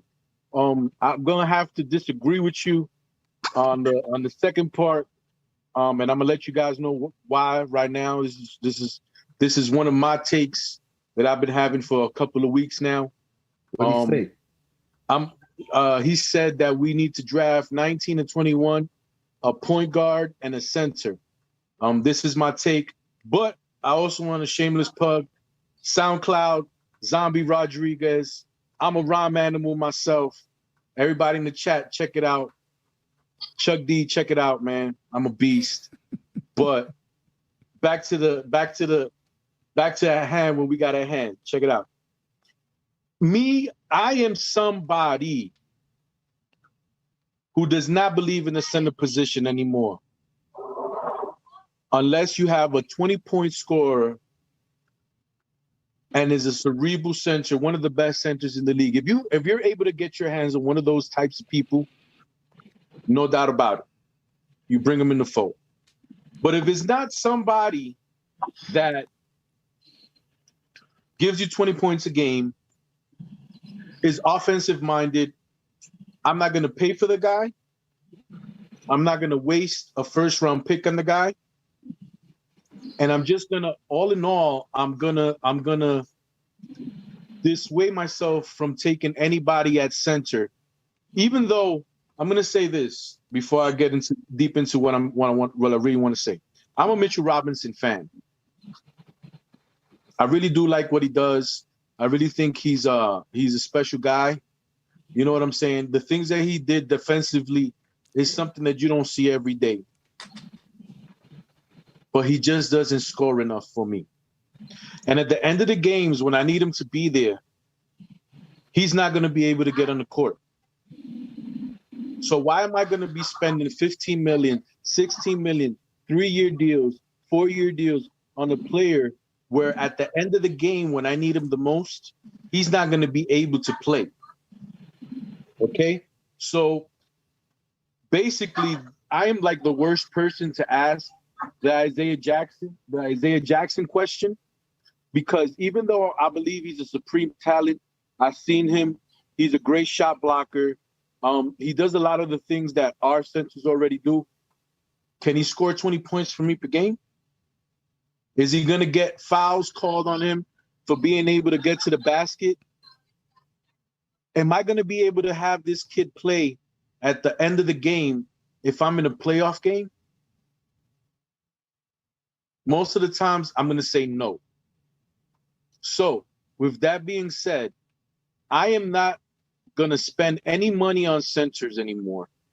I am not going to spend any first-round picks on centers anymore. I am going to be oblivious to the center position and try to build my team around every other position, leaving the center position last. You saying like a revolving door at center? There's many things. There is a plethora of things that you can do to solidify that spot during the game where you're not going to be able to have to overspend. You can go in the second round with pick 32 and take a Day'Ron Sharpe. I agree. You can not re-sign Mitchell Robinson for $15 million for 3 years, give him a $45 million contract, a $50 million contract, and sign Nerlens Noel for a 2-year, $16 million contract. But let me be clear. You're not saying don't find players with size. You're just saying focus on that position last because you can get good enough production from that position. 100%. Okay. I can't even argue with you, to be honest with you. I can't even argue with you. I can't 100%. I can't argue with you because I go all the way back to when the Knicks traded for Melo. And to me, they made the craziest move when they amnestied Chauncey Billups and they signed Tyson Chandler. They should have just let Chauncey Billups' contract expire, signed Chris Paul, and you could have found a suitable player at the center position. You didn't need Tyson Chandler. You could have found a suitable player at that center position. I won't argue with you there. I won't argue with you. But to me, I would still spend a first-round pick, especially if I have 2 of them on the center position. Because, you know, that guy might make $2 million a year? I think what he's saying is, though, why not use the second-round picks for the center position? At the expense, let's say find similar production. Okay. So let me go one step further so we can clarify and probably give it more context. Let's say you have the opportunity to draft Sharife Cooper or Isaiah Jackson at 19. Because we have there's one pick in the middle between we go again. Right? And you can lose out. Right. On either one of those 2, right? But I think that's going to be, I mean, obviously there's always going to be 2 players at 2 positions and you're going to prioritize one. You know what I mean? And it's probably not the best question because at that point, supposedly at our range, it's Sharife Cooper will be there, Trey Mann will be there, Jared Springer will be there, right? So you got 3 shots to get at least a point guard at one of those picks. So I guess that's not the best scenario to clarify what I mean, but I know what you mean. I know what you mean. The chat knows what I mean. I know what you mean. Let's say you have a point guard and a center who, for all intents and purposes, could give you equal value. Which one are you going to focus on? I would even go as far as to say Isaiah Jackson can stay on the board for me if I can get Sharife. And I'm not a Sharife Cooper fan, but I'm just putting him out there as somebody that can be had. Sharife Cooper and Trey Murphy. Sharife Cooper and Chris Duarte. You know what I'm saying? I would rather go that route than to take Sharife Cooper, Isaiah Jackson, and then see what I do at 32. I would rather go Sharife Cooper, Trey Murphy, Darren Sharpe. I agree. Okay. All right. I mean, no arguments. No arguments for me there because Yeah, especially knowing that you already have a Mitchell Robinson. You know what I'm saying? You can be like, hey, what's the point? We And need now that wing you said players. that- We need wing players. We need ball handlers. We need guys who can get into the paint. No doubt about it. I get it. And now that you said that, if anybody in the lottery is asking me for Mitchell Robinson to move up to the lottery, and there's somebody that I like, I mentioned today something with the Golden State Warriors. I think that's happening.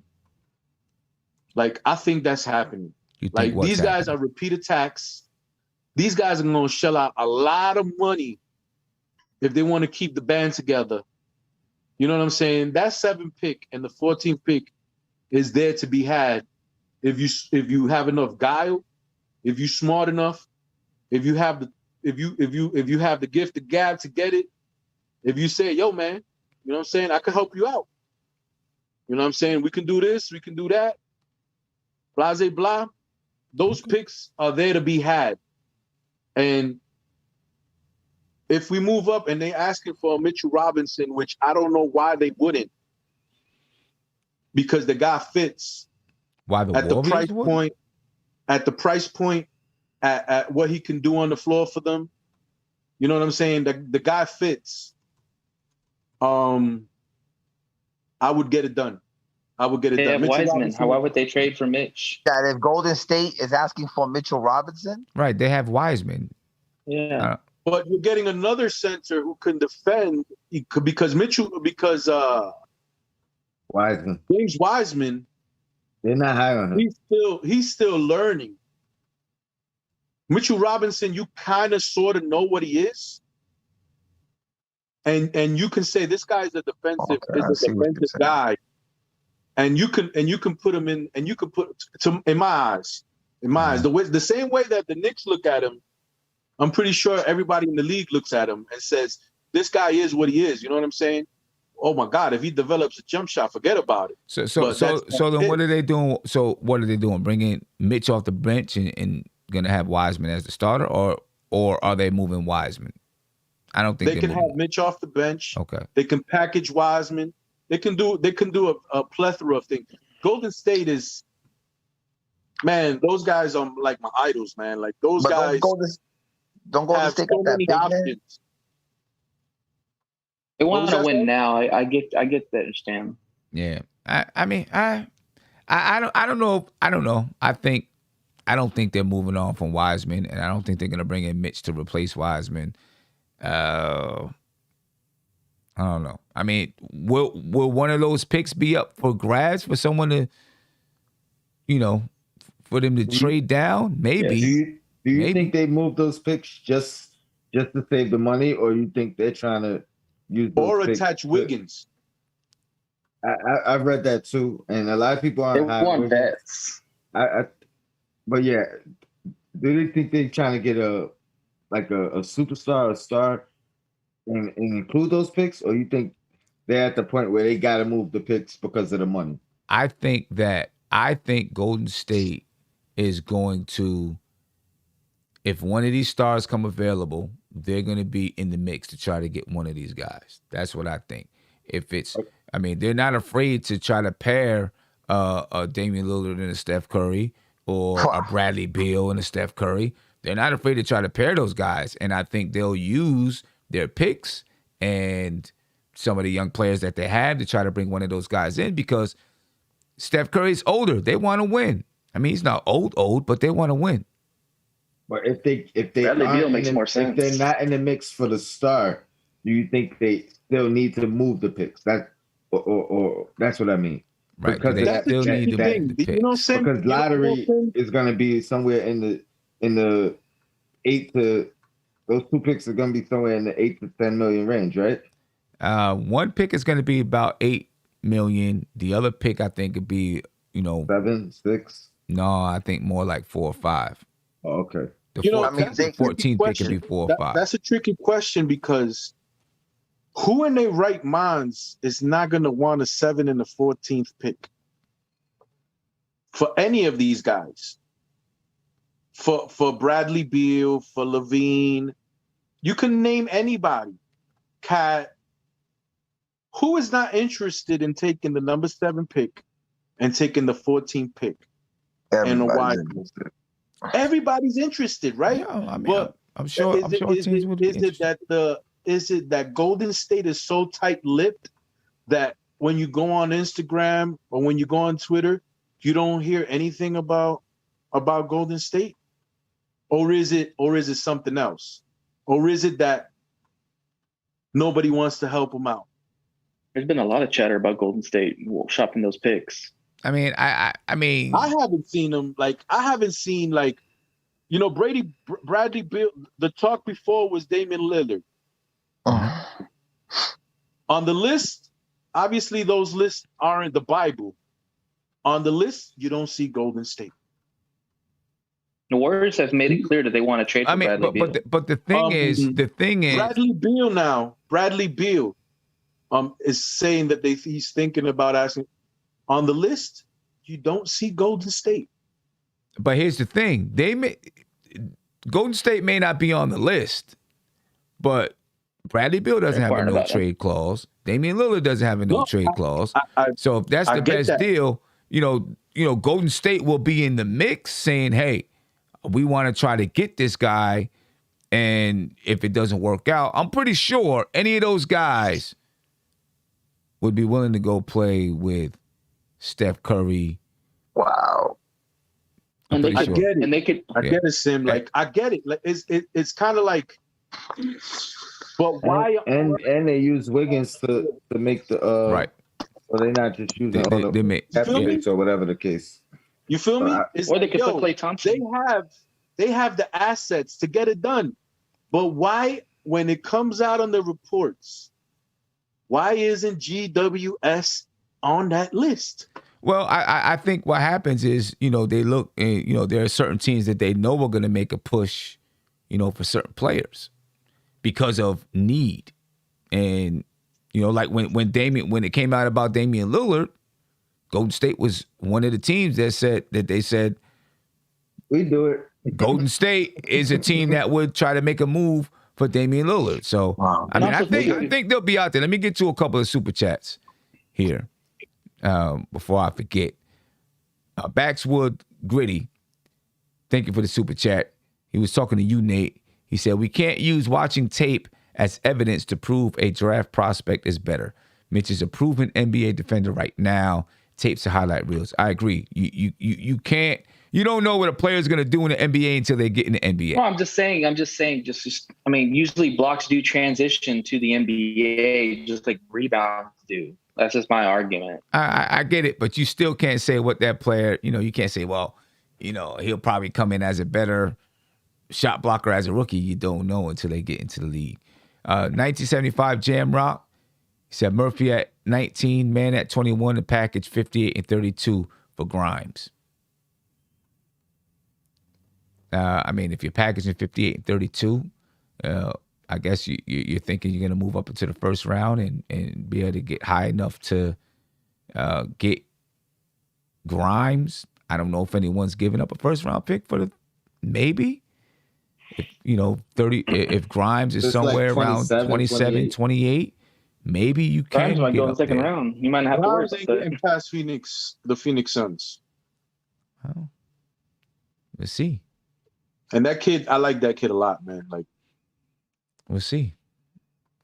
Another guy that the Knicks are interested in is Duarte, right? They held a private workout for Duarte. Solid. Held a private workout for Duarte on Friday. I guess it's now Sunday, so I can't say yesterday, but they held a private workout on Friday. He's a 6'6" guard. He's older, right? But in my opinion, I think that's something that the Knicks are looking for. I think they do want to bring someone that's older that they feel can give you something right now as soon as they step onto the NBA floor. When you talk about Duarte shooting splits, last year he shot 53% from the field. He shot 42.4% from the three-point line, 81% from the free throw line. Good numbers. He was assisted on 65.6% of his 3-point jump shots last season. You know, which tells you he's a boom, I'm standing out here. I'm going to let it go. I'm going to knock it down. Guys that we've been saying that the Knicks really, really need. You know, guys that's going to be a threat, that's going to scare other teams. We can't let this guy be free out here because he's knocking it down. We don't want him to get loose. Knicks need guys like that. Tony, what's your take? What do you think? Do you think he's a really, really nice fit for the Knicks? Yeah. I mean, I do. But, I mean, I wouldn't be surprised if we get him, but my preference would be somebody with more upside. But I wouldn't be mad because I know what we're getting from him. It's just scary. It's always back to the PTSD. Everybody thought Obi was the most NBA ready, and he's supposed to be, you know, like one of the most NBA ready guys. Yeah, I do think there's a little bit of a difference. I just think with Obi, like, the footwork wasn't there even in college. You know, he excelled off of talent alone and didn't have a discernible skill besides being an athlete. I think this guy has a discernible skill, which is obviously shooting. I mean, the shooting is always going to be there. I mean, yeah, he could come in and play a role immediately. So I do know that, and he fills the need. He fills the need. How good of a defender is he, and how will that translate? Right. Being his age, and coming in and now playing guys definitely his age and he's a pretty good defender. Yo, Sin, I'm saying, how does it compare? I'm gonna jump the gun He's here. Playing with guys 3 years younger than him for the most part. I know we're supposed to wait our turn, but I'm gonna jump the gun here, man, because this is somebody who I think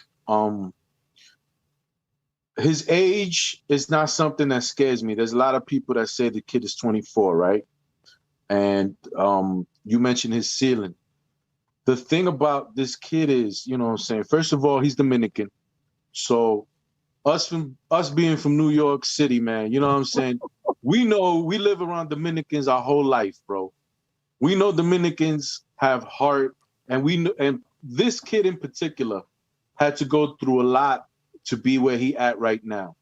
So right then and there, you know, he's coming in and he's gonna have a chip on his shoulder and he's got a big heart. So that's very important, right? Second of all, he's gonna work hard every day. He already has a defensive skill and he's a shooter. So it's not like the guy is 34. You know what I'm saying? He's 24 years old. He's a young kid. The thing is that we've been so spoiled in the NBA as when kids are coming in, they're 19, they 20. You know what I'm saying? That's all we really look at. And we don't look past that because we think because he's 23 or 24 years old, he's already hit his ceiling. You know, I don't believe that to be true. He's obviously closer to his ceiling, though. When I was a big fan of Dillon Brooks coming into the draft, and I believe he was the older player, and that was the knock on him. Same school. And so if he could, like, to me, that's if he could fill that role and do that, and by all means, he probably can. With the heart that he has that same kind of chip on his shoulder. So I'm not against him. I'm not afraid of his age. I think that's his. I don't want to say his ceiling because even Dillon Brooks hasn't reached his ceiling. But if he could come in and do that, I'd be all for it. Well, he could also. Yeah, I'm a guy that's really high. That's really high on Duarte. He has a specific skill that fits, and when I don't think that these guys are lying to us. When Thibodeau went on his interview when he was at the combine and he said we looking for shooters and we looking for wings. You know what I'm saying? I don't think that was a mirage. I don't think that was a lie, man. I think these guys are really looking for shooters and they're looking for wings. You know what I'm saying? And this kid could shoot. He can defend. He's 6'6". He could play the wing position. He is, in my accounts, he's a better Bullock. He's a better Bullock. This is where I'm going to jump in again. You know, and saying he's a better Bullock, we don't know because he's never stepped foot on in an NBA game, so we don't know. You know, he could be a better Bullock. What happens until you don't know what happens until he actually gets into a game. You know, maybe you can look and say his skill set would be better than Bullock. And I do want to say to people in the chat, no, I don't think anyone's saying because somebody is 24, 25 years old that they can't improve. Because, I've seen someone just say, you know, around 27 years old is when you know, that's when you begin your prime. So if you're 24 years old, that means you're closer to beginning your prime when it's at 27. And so if you're producing a certain, you know, you have a certain level of production at 24, how much more is it going to increase by the time you get to 27? That's why people like to go for the 19-year-olds, you know, 18, 19, 20-year-old players or 19, 20-year-old players, because you have this longer stretch of time for that player to develop and grow before they start to reach their prime. Someone who's 24 years old, it doesn't mean they can definitely come in and produce well. But you probably know that what you get in their rookie year, you may not get that much more from that player. And if you're okay with that, that's okay. If that's what you need, cool. Just saying that's the reason when you look and you say, you know, he's 24 years old, this is closer to their ceiling, depending on where you are in your quest to win a championship, this may be the player you need. Or if you're a young team that is rebuilding, you might say, we want all super young guys that we can groom and we can teach our style of basketball, things like that. That's where that age difference comes in. Two things, Sim. When they said that he's looking for the next Kevin Huerter, if you're looking at this kid, he kind of reminds you of him. You know what I'm saying? Kevin Huerter's probably an inch taller than him, but defensive kind of, shoots the rock. Reminds me of Chris Duarte. And the second thing is, Chris Duarte was 21 years old. We're probably talking about a top 10 pick. Well, yeah. Those are just the. I mean, those are, you know, and you might be right. And the reason why he would be a the reason why he would be a top 10 pick is because they'll say, well, he could play this well at 21. He's got 6 more years to reach his prime. So now, you know, there's a longer amount of time that this player has to develop and become an even better NBA player versus if they're 24, 25 years old. So there's no hate on those guys. It's just simply that's why coaches like or scouts like to look at players who are younger. It's a different thing when you're talking about somebody like a Chris Duarte, right? Because if you seen like the videos, English is not his native language, right? So it's not like the kid could probably go into college and start college at 19. Like he wasn't here in high school. You know what I'm saying? Language barriers are very difficult. Cultural backgrounds are very difficult. So these kids have to build up to what they are. Kind of reminds me like Obi, man.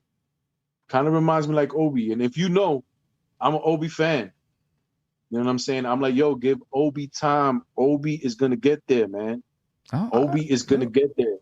You just got to give him time. I mean, I get it. But going back to Chris Duarte specifically, language barriers. There's a lot of things these kids have to overcome that is just not sports.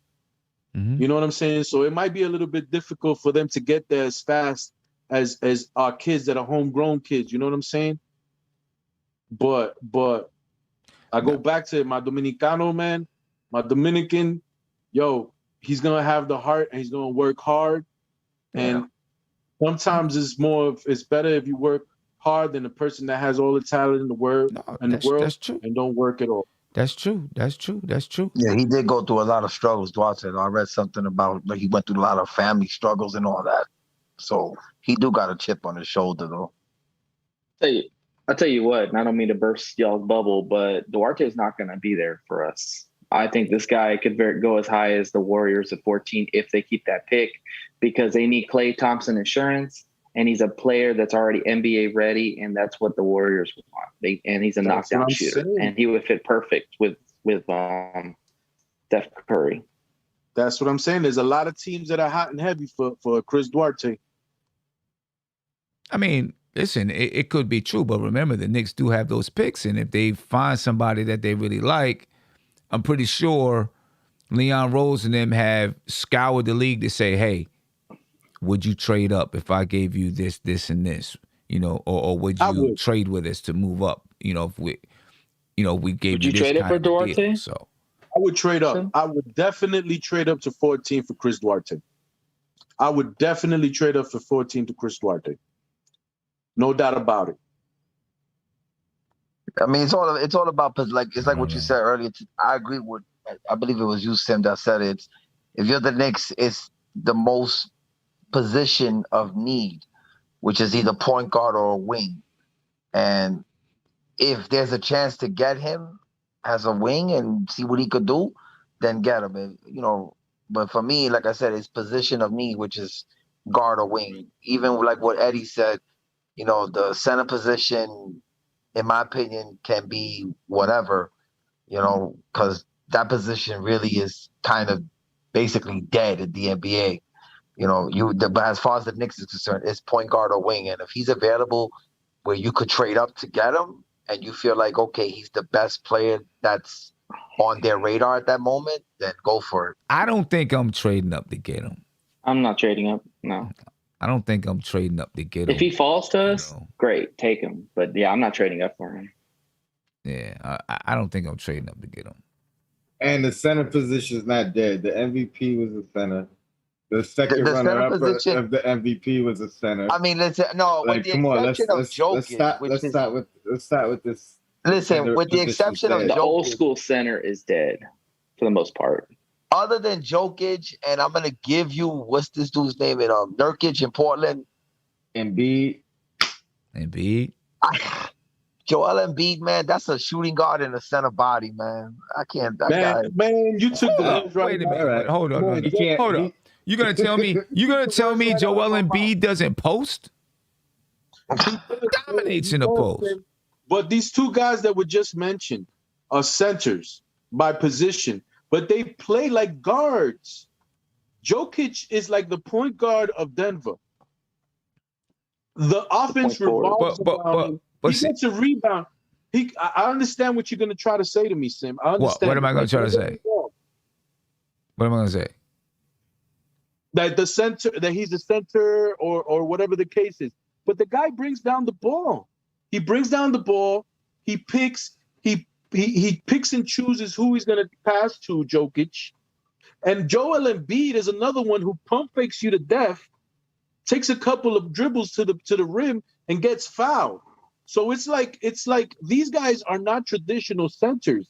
These guys, no center in the NBA is a traditional center right now. But it's because they added the ability to do other things, but they can still post. And that is still, in my opinion, I think that is still, if you have a guy that can dominate in the post and take you out on the perimeter, that's a huge added benefit. That's a new age center. That is a huge added benefit. Remember, how many of those guys are there? If you're not getting Evan Mobley, why are you going to pick Isaiah Jackson? Why are you going to pick? Give me another one. Usman Garuba. Why are you going to pick? I like Alperen Sengun. Well, let me tell you. Well, let me tell you this. One of those guys may not be, they may not be an offensive juggernaut for you. But we got killed by some of these centers because we couldn't defend them in the regular season. We got killed in the playoffs. So you still need a center who has some girth, who can defend these guys.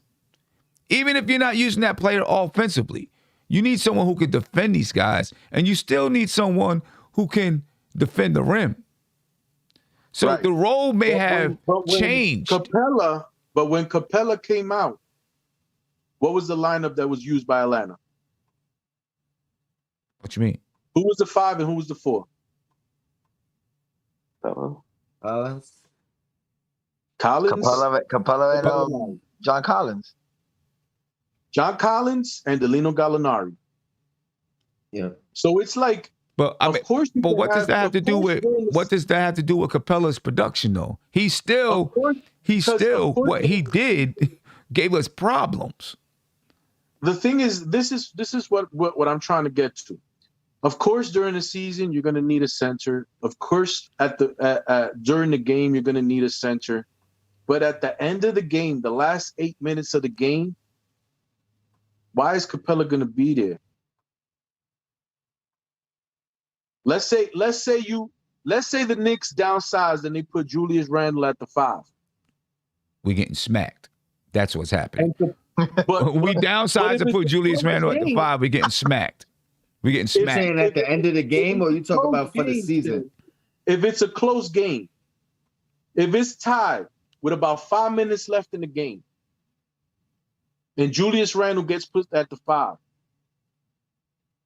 and Capella has to go out of the paint and guard Julius Randle, you don't think Julius Randle could take Capella? Did he do it this year? Because we never had the lead. Because we did it because Atlanta was a better team. Like they were built better. But what I'm saying is you have centers that can go out on the perimeter now and defend fours. In the championship game, Brook Lopez is one of the best centers and he could shoot the 3. I get it. But what I'm saying is you have centers now. When the championship was on the line. But we're not talking about Brook Lopez. Isaiah Jackson. No, but Isaiah Jackson's not Brook Lopez because he can. Part of the reason why teams want Isaiah Jackson is because he can defend from the 3 to the 5. Brook Lopez can't do that because Brook Lopez is 7'1", 7'2", very slow-footed. So centers like an Isaiah Jackson or other guys, Nerlens Noel, Mitchell Robinson, guys who can defend multiple positions are still coveted in this league because of what they can do defensively. So what I'm saying is I know the position has changed. I'm not going to say, and I understand if you want to prioritize some other positions, but I don't think the position, like Tony said, is just fully dead. Because it's just changed in the way that, you don't have your Patrick Ewings that's just going to post up and you're not going to throw the ball down and just knock down a fadeaway. Your center's now going to play the game a little bit differently. Sometimes they may bring up the basketball. Doesn't mean that they're not a center anymore. It just means that they've expanded their role. A lot of times when you're talking about, what's his name, from Denver, he's facilitating from the post. So it's not that he's always bringing up the basketball on every single play because that's normally Jamal Murray. But they're finding him from the post, and then he's facilitating from the post area. You know what I'm saying? Like Randall did. It's different ways. I agree with everything you're saying, and of course you have that. Because there's points to everything that we're talking about. You know what I'm saying? Of course. Because there's a point to what you're saying, and there's also a point to what I'm saying, man. Yeah, you're right. Because if Brook Lopez is your center, but at the end of the game, the last 8 minutes of that championship game, Giannis was playing center. It's like, so then why you need him during the game? You needed him in the series, in the previous series. You need him during the series. You need him. It's not that I'm saying that you don't need him. But what I'm saying is look for other things that you need more when the time is the most crucial. You know what it is to me? And then build from there. You know what I'm saying? If I gotta pay a Nerlens Noel $8 million a year or $10 million a year compared to paying somebody else 12, 20 million a year. I'm gonna go do that and spend the other 10 on another wing. Because I get it. I mean, but that's Nerlens Noel. I mean, because if you had, because at the end of the game, Nerlens Noel ain't gonna be there for me. I get it. I'm gonna sub somebody else in for Nerlens. I mean, that's Nerlens Noel. If you had a different center, if you had Jokic, you might say, well, I'm gonna give my money to Jokic and not this wing. But that's a totally different story. That's what I'm saying. It's hard to get that type of player. If you have that player, I mean, but it's hard to get that. I mean, it's hard to get an MVP player anyway at any position. And also too, just to kind of throw 2 cents in, as far as the pace matters most too. You know, like when you said that Brooklyn play a lot at the end and Giannis did, it's because Giannis is more athletic and can move quicker than Brook Lopez can. And if the pace goes faster, it's going to benefit having a guy like Giannis rather than a guy like Brook Lopez. That's basically what I'm saying, man. Yeah, but that changes series to series and game to game. And game to game. You could push, that's why you have those guys. If you could push all your chips at the front of the table and get a Scotty Barnes, who's about 6'8", 6'9", that at the end of the game could probably play some small ball center, you by all means you do that. You know what I'm saying? You by all means you trade everything you have. I've even been one to say I would trade J.R. Barrett to Orlando for 5 to get Scotty Barnes. R.J. Barrett. I would trade R.J. Barrett. I would trade R.J. Barrett in the 19th and the 21st to get up to 5 and take Scotty Barnes. I started thinking about J.R. I mean, I like Scotty Barnes. But I mean, why? To me, he's just like another. I mean, you don't know what Scotty Barnes is going to do in the league yet. We know you have some proof about R.J. Barrett in the league, and you know these guys are around the same. That's a lot. You know, I wouldn't do that. That's back to the drawing board. I wouldn't do that. You know, I like Scotty Barnes though. I really do like that kid. I really do like him. But he's my favorite player. He's my favorite player in the whole. I'm not saying that he's better than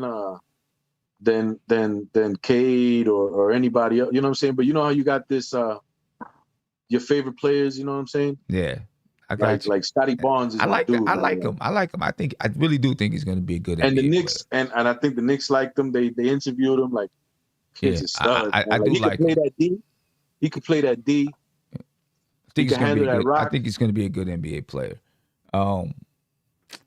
Before I finish up this year, again, I want to remind everybody, please make sure you get your VIP tickets to join us at the NBA draft party, man. It's going to be fun. It's going to be dope. We got DJ Shuttle on the 1s and 2s. Tony's going to be there. Legion and Knicks. The Queen's Court. Julito McCollum. The Entertainer's going to be there. We're going to be doing live podcasts, live music, giveaways. It's going to be dope. It's going to be fun. And I promise I'm not going to lose all my money in Atlantic City because I'm not even gambling. All right? Not losing all my money. Big shout out to my man Print Jurisdiction, though, on the new drip that he sent, man. If you guys, and I'm going to get a chance tomorrow, to show you some of the things and I have it on at the draft party. But check out Print Jurisdiction on Instagram, ladies and gentlemen. Go to Instagram, Print Jurisdiction. He's got some dope gear, customizes gear. Hit him up if you want something customized because, it's quality, very, very much quality work, ladies and gentlemen. I do want to announce also the winners of, I know Obi was a rookie last year. Never got a chance to get to it, but I got to it now. So I'm going to announce the winners of this Obi Toppin rookie card contest. I have 4 of them that I'm giving away. All right. And what I want the winners to do when I call your name out is comment on the video with your contact information, just your email, so that I can email you. I'll do another video that has the winners as well, so that you guys get a chance, if you're not watching tonight, to make sure that I get those cards to you. So here you go. Afro Jedi, Greenhouse, A-Dub, and Fairweather NYC. You guys are the winners. Make sure you give me your information so I can get these cards to you right away. Again, Afro Jedi, Greenhouse, A-Dub, and Fairweather NYC. Make sure you get it to me, ladies. Congratulations, fellas. Congratulations. And that card could be worth a lot later. And remember, ladies and gentlemen, comment on this video, right? Use the hashtag, what was it? VIP. Your VIP ticket. Yeah, VIP ticket. Hashtag VIP ticket. Yeah, it's late, man. It's late. Use hashtag VIP ticket. Comment on this video using hashtag VIP ticket, and you'll be entered into a contest to win one of 4 free VIP tickets to the NBA draft party in Atlantic City. All right, so make sure that you comment as soon as this video is done and use the hashtag VIP ticket. All right, and we'll make the announcements on Monday. And I'll probably do another little video that's just for the party. And you can still comment on that video and say, whatever you want to comment on, and use hashtag VIP ticket. And you'll also be entered into the contest. You'll be able to see that video tomorrow. But I just want you to remember, if you can't make it, you got to work, whatever it is. Don't try to win the ticket. All right? Let somebody else who can really make it win the ticket. I don't want to get a ticket to somebody and then they can't make it. Okay? So please make sure you're on point with that there. One last thing before I get out of here. Later on today, in about 7 hours, Frank Ntilikina is going to take on USA Basketball. And I'm sure Frank Ntilikina is looking to prove to the world that he can compete and he belongs in the NBA. Any thoughts on that at all? Eddie, I'll start with you, then I'm gonna come to Tony.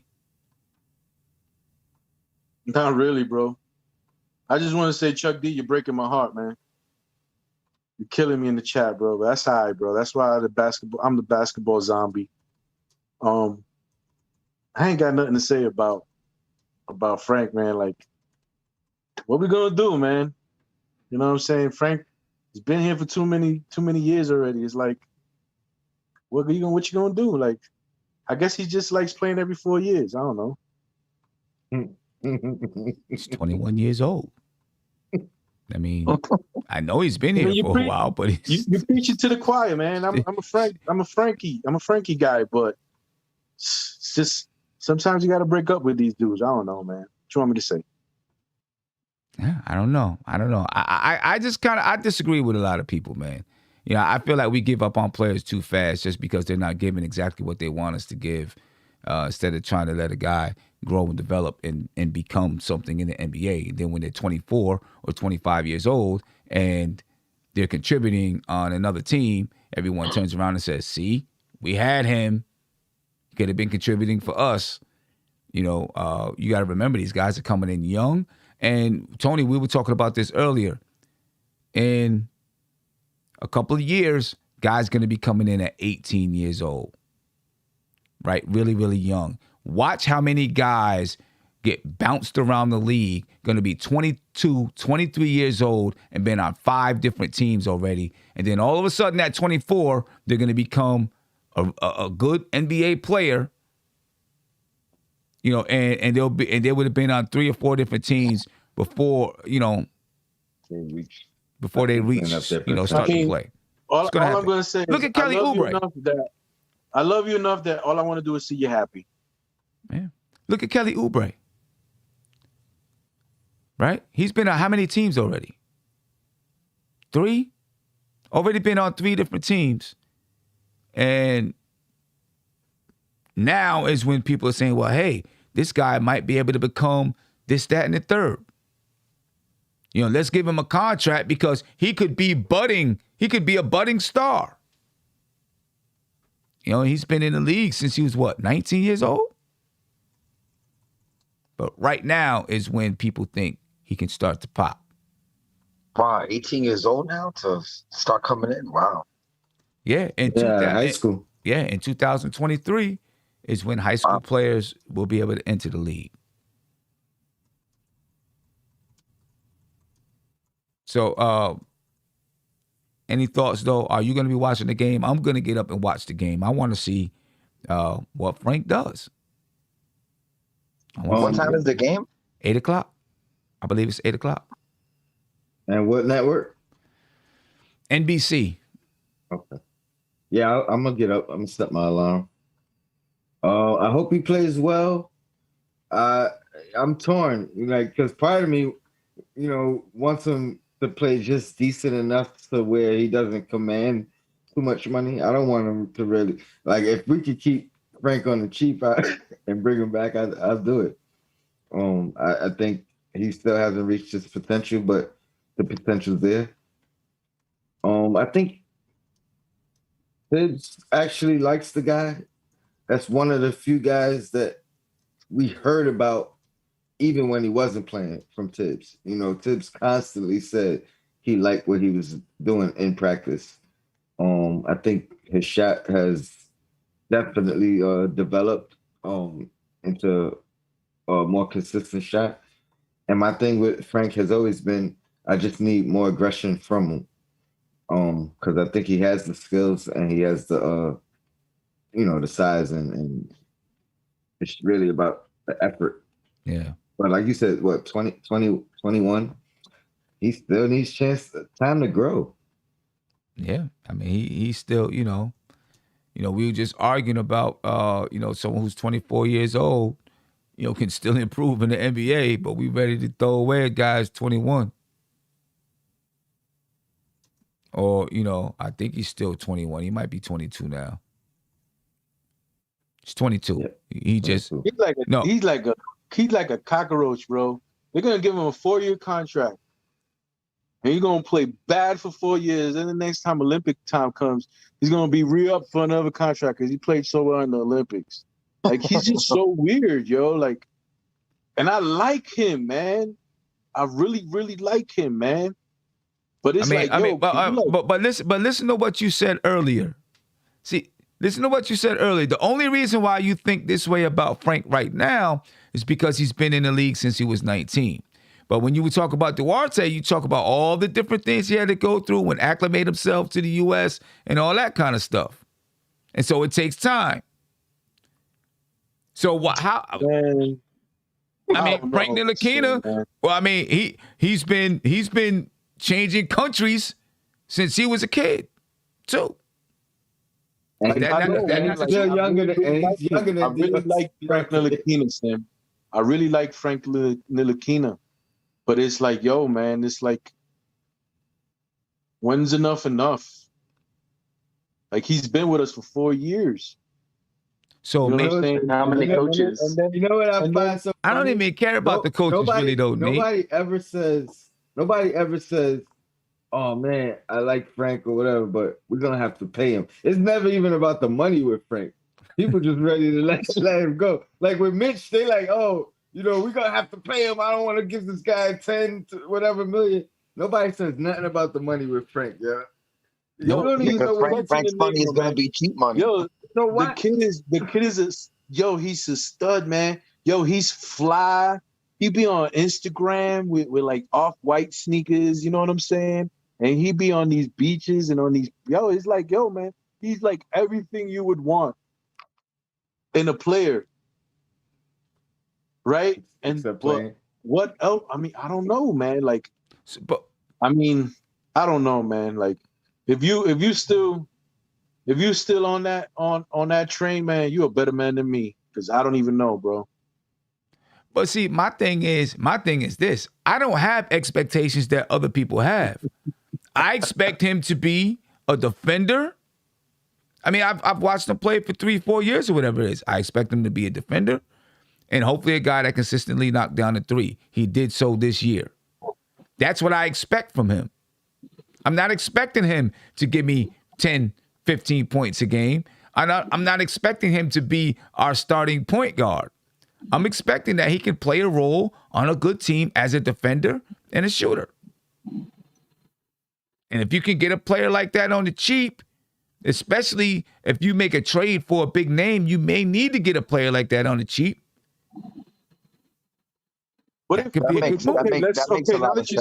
Now that you said that on the cheap, like if we sign him, what is he going to command? Or if we give him a qualifying offer, like put a number to it. Like what's the money look? Well, his qualifying offer is $8 million. That's his qualifying offer. They're probably not even going to keep that up there. They're probably going to let him become unrestricted. Right. But so, I wouldn't be surprised if we could keep Frank for 4 years, $12 million. 4 years, $12 million. We talking different now. 4 years, $12 million. We talking $3 million a year. Mm-hmm. Right? Hey, sign me up. But I ain't giving that boy no 8 to 10 million. No, I mean, but I don't think anyone's expecting him to get that much money. He's averaged 5 points a game, and a few assists. So I think he probably even expects I'm probably only going to get $3-4 million a year. Right. And I don't know if you would. I mean, if Frank Ntilikina got $3 million a year, it's probably going to be something like, if it were 4 years, 2 of those years might be non-guaranteed, so that the team could get out of the contract if they needed to. You know what I mean? I don't know. I just find all the time that, like, our thoughts are different for players that we don't have on our team yet than for players that we have on our team. I think it's the mindset of us, because it's like what you just said right there, Sim. Like, you don't expect Frank to be, in like a 12, 13, 14-point player. Like, you expect him to be right now, at least the way it is. I guess some of us are still on Frank being drafted has the potential starting point guard of the New York Knicks. We're expecting the bare minimum. I'm still stuck on that mindset where we drafted him as the starting point guard of the future. I'm still on that mindset, though. I mean, but he is a good defender, so I can't even mock that, and that's very rare to find. So, but here it is. So I can get it after. Okay, so his rookie contract is up, right? So you're on a rookie contract, and you're like, man, we drafted this guy 8. But now that his rookie contract is up, you almost got to look at it like a new team would look at him. Mm-hmm. You know what you have in the kid. So you look at him like a new team. A new team, whoever, would decide to sign Frank is going to look at him and say, we know what we're getting, right? We're probably getting a guy who can play some defense, give us some spot minutes, knock down a 3. We're going to give him $3 to $4 million a year. All right, Sim. So I think you got to look at him as a new team. I respect your opinion. So what is the deal for Frank Ntilikina? Because then I'm gonna base my opinion on what you think. Because every time that you talk, sometimes you have a lot of credence in what you say, how much contracts are worth and certain players and this and that. To me, he's an enigma. I really can't put my finger on him. What is the deal that we're talking about? And then I'll base my opinion from there. I give him 2 years. If you believe that it's a certain amount for this certain amount of years, I will base myself on that, and then I will go from there. You know what I'm saying? Yeah, I'd give him 2 years, $8 million. Oh, that's beautiful. I'd give him 2 years, $8 million. So then that's more than what I'm thinking that he thinks he's worth, because I'm thinking on another plateau. You know what I'm saying? I'm thinking on something else. But I don't think. How could he think he was worth that much? He's got to prove it, and he hasn't proved it in the NBA. that he can be I worth guess 10 million, I'm not 12 the million. logistics. I'm really not the logistics guy. You know what I'm saying? I'm more of the what my eyes tell me and how I feel type guy. You know what I'm saying? I'm not the numbers type guy. But 2 years, 8 million, sign me up. Yeah, because you know, and I see people all the time like, oh, it's just time to move on. But did anything happen to make it go sour with Frank? Like with Elfrid Payton, things just went sour. I don't think anything happened for it to just go sour. You know, he played in some games. He didn't play in some games. I think Tom Thibodeau likes his ability to play defense.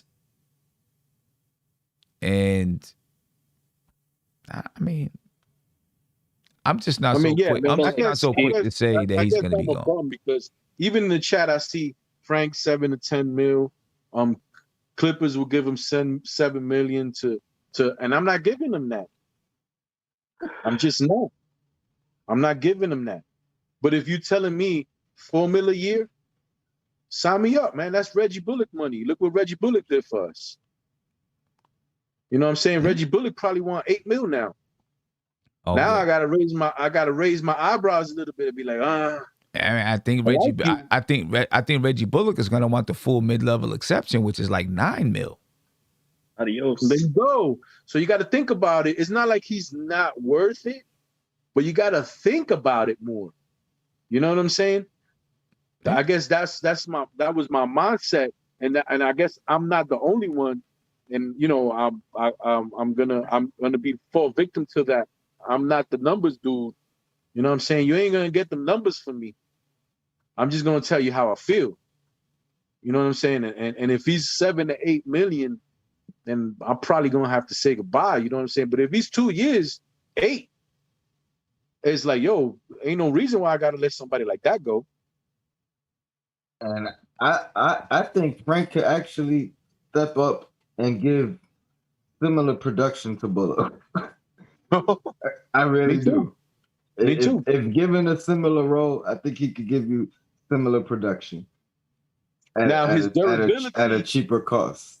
Now the durability is what scares me, because if you look at the type of player that he is, a defensive specialist, these guys tend to really get hurt all the time. You know, Marcus Smart is a defensive specialist, and he tends to get nicks. You know, he tends to get hurt. Oh, there you go. Shameless plug, baby. You know I'm always thinking about you, Tony. Come on, baby. But they tend to always be on the shelf certain times of the year. You know what I'm saying? So, you know, that also equates, man. It's just things like that. You know what I'm saying? Yeah, I guess, you know, we'll see tomorrow. Later today at 8 p.m. 8 a.m. 8 a.m. USA basketball. Frank Ntilikina. USA basketball is playing versus France. Frank Ntilikina will be playing, and I'm pretty sure Frank is looking at this as an audition to teams around the league, not just the Knicks, but to teams around the league to, you know, say, hey, you know what? I can give you something. You know, let's talk turkey now. And I think he's going to be looking at, you know, Frank. He's going to play within his role and what the coach is asking him to do. But he wants to. Frank is going to lock up Damian Lillard, man. This guy, bro. You know, this guy, man. You know, he wants to perform lock well. up Damian Lillard. You know what I mean? So I'll be looking forward to that, man. I'll have a couple videos come out tomorrow. You said it's on NBC, right? NBC. Yep, NBC. Tim, when are you gonna do your mock? I'm gonna do that Monday. What I'm gonna time? do that Monday. There's gonna be a couple shows Monday. I'm gonna do a mock draft Monday, probably around 3:30. Then the Queen's Court's gonna be on about 8 o'clock. Queen's Court, baby. Yeah, so you know, gonna be busy. And then I'll be on Tuesday. I probably won't be on Wednesday because I have a meeting, and then I'll be traveling to AC, and then of course we'll be on Thursday night. So it's gonna be dope. We got a lot of information to give out there. But I'll be doing my mock on Monday. Yes, sir. Right. Let's get some last words in here, then I'm heading out. Fellas, 1:27 in the morning. Thank everybody for being here with us this late. Still got 400 people on here, so that's what's up. I appreciate you guys. Eddie, any last words? Shout out. Well, me myself, again, I appreciate you for having me on the panel again, Sim. This is fun for me, man. This is like, this is therapy for me. You know what I mean? I just love talking to Knicks, man. I love giving my opinions. I love the feedback. I love the love. I love the hate. You know what I mean? It's just part of everything, man. And I'm here for it. You know what I'm saying? So, I just hope that, when Thursday comes, man, I'm smiling and I'm happy. You know what I'm saying? Happy with what my team did, because I got nothing but faith in what we're doing now. For a long time. It's been a long time since I have faith in what we're doing, man. And I just, I could feel it, baby. Like Phil Collins, I could feel it coming in the air tonight, baby. So Thursday night, you know what I'm saying? Get your popcorn ready, like they say. Please, man, anybody that's part of the family, subscribe, like, check out the stream. I'm gonna be there streaming with you guys. I'm gonna be there. Hopefully you guys will stream, man, and hopefully we make history and do something positive and do something great, man. I'm just happy. I just can't wait for Thursday. Yeah, no doubt. Tony? As always, man, it's been a pleasure. Shout out to the chat. Shout out to the panel. Your blackest time. All right. Justin? I mean, basically what Eddie said, man. Nothing but Knicks. Like I said, I'm on vacation and I'm still getting your notifications when you go live, and I'm still watching it. So I don't miss a show. Even when I'm on vacation, I'm still watching you. So nothing but love. And one more thing, I'm going to give a real quick warning to Mr. Eddie C. If nothing happens on the Knicks front, no notifications, I'm going to be very disappointed in you, sir. Very disappointed. Because you got me hyped right now. You got me hyped. Yeah, I'm hyped, man. I mean, what you want me to tell you? I'm hyped. I don't see nothing with the Knicks make a trade for so-and-so, the Knicks signed, the Knicks traded this. Oh, man. I might have to come after you hard on the next show. Something's going to happen, though. Something's going to happen, man. Something's going to happen. Positive vibes, baby. Yeah, not. Yo, man, I go by the name of Not Him. I'm live on Nothing But Knicks. You know what I'm saying? Welcome to the Knicks universe, man. And all you new fans, man, Knicks headed in the right direction, man. Hop aboard, man, because in the next 2 or 3 years, you might be the next champions of the NBA, man. Have a good night. Just want to talk about it. Let's get it. Nate. Hey, man. Always a pleasure talking Knicks, especially at 12 o'clock at night. Looking forward to Thursday. 1:30 over here. Huh? It's 1:30 over here. Oh, yeah. Well, 12:30 over here. But, yeah, looking forward to Thursday. And, hey, by the way, did you put Nate Not Great on purpose? I ain't putting. I don't know. I thought you put that up there. No, I didn't put that on there. I didn't know how to do that. Somebody in the chat had another name. I'm gonna put that up there next time. Someone had it in the chat called you Bad Take Nate. I like that name. Bad Take Nate. Bad Take Nate. We found a nickname for him. I tell you what, all those haters, man. Why don't you come on here and talk? Uh-oh. I'll call you out right now. Come on here and talk. Don't be hiding behind the screen. All right, ladies and gentlemen, I'm up out of here, man. We appreciate you all. Look for some more content tomorrow. And go get those VIP tickets, ladies and gentlemen, please. We want to see you there. It's going to be dope. We out. Peace. This is NBK, nothing but Knicks. When Sim passed the assist, you know that it's #1 show that breaks down the game. If you can't play defense, stay out my way. Dribble the ball, come down the lane. 5 seconds on the shot clock. Who gon' win us the game? You wanna hear Nick updates and trade rumors? Post-game reviews, this the place you tune in. So tell a friend just to keep the ball moving. Like the page if you feeling the movement. Every game we coming to win. Give us a sob like a player that came off the bench. This is NBK, nothing but Knicks.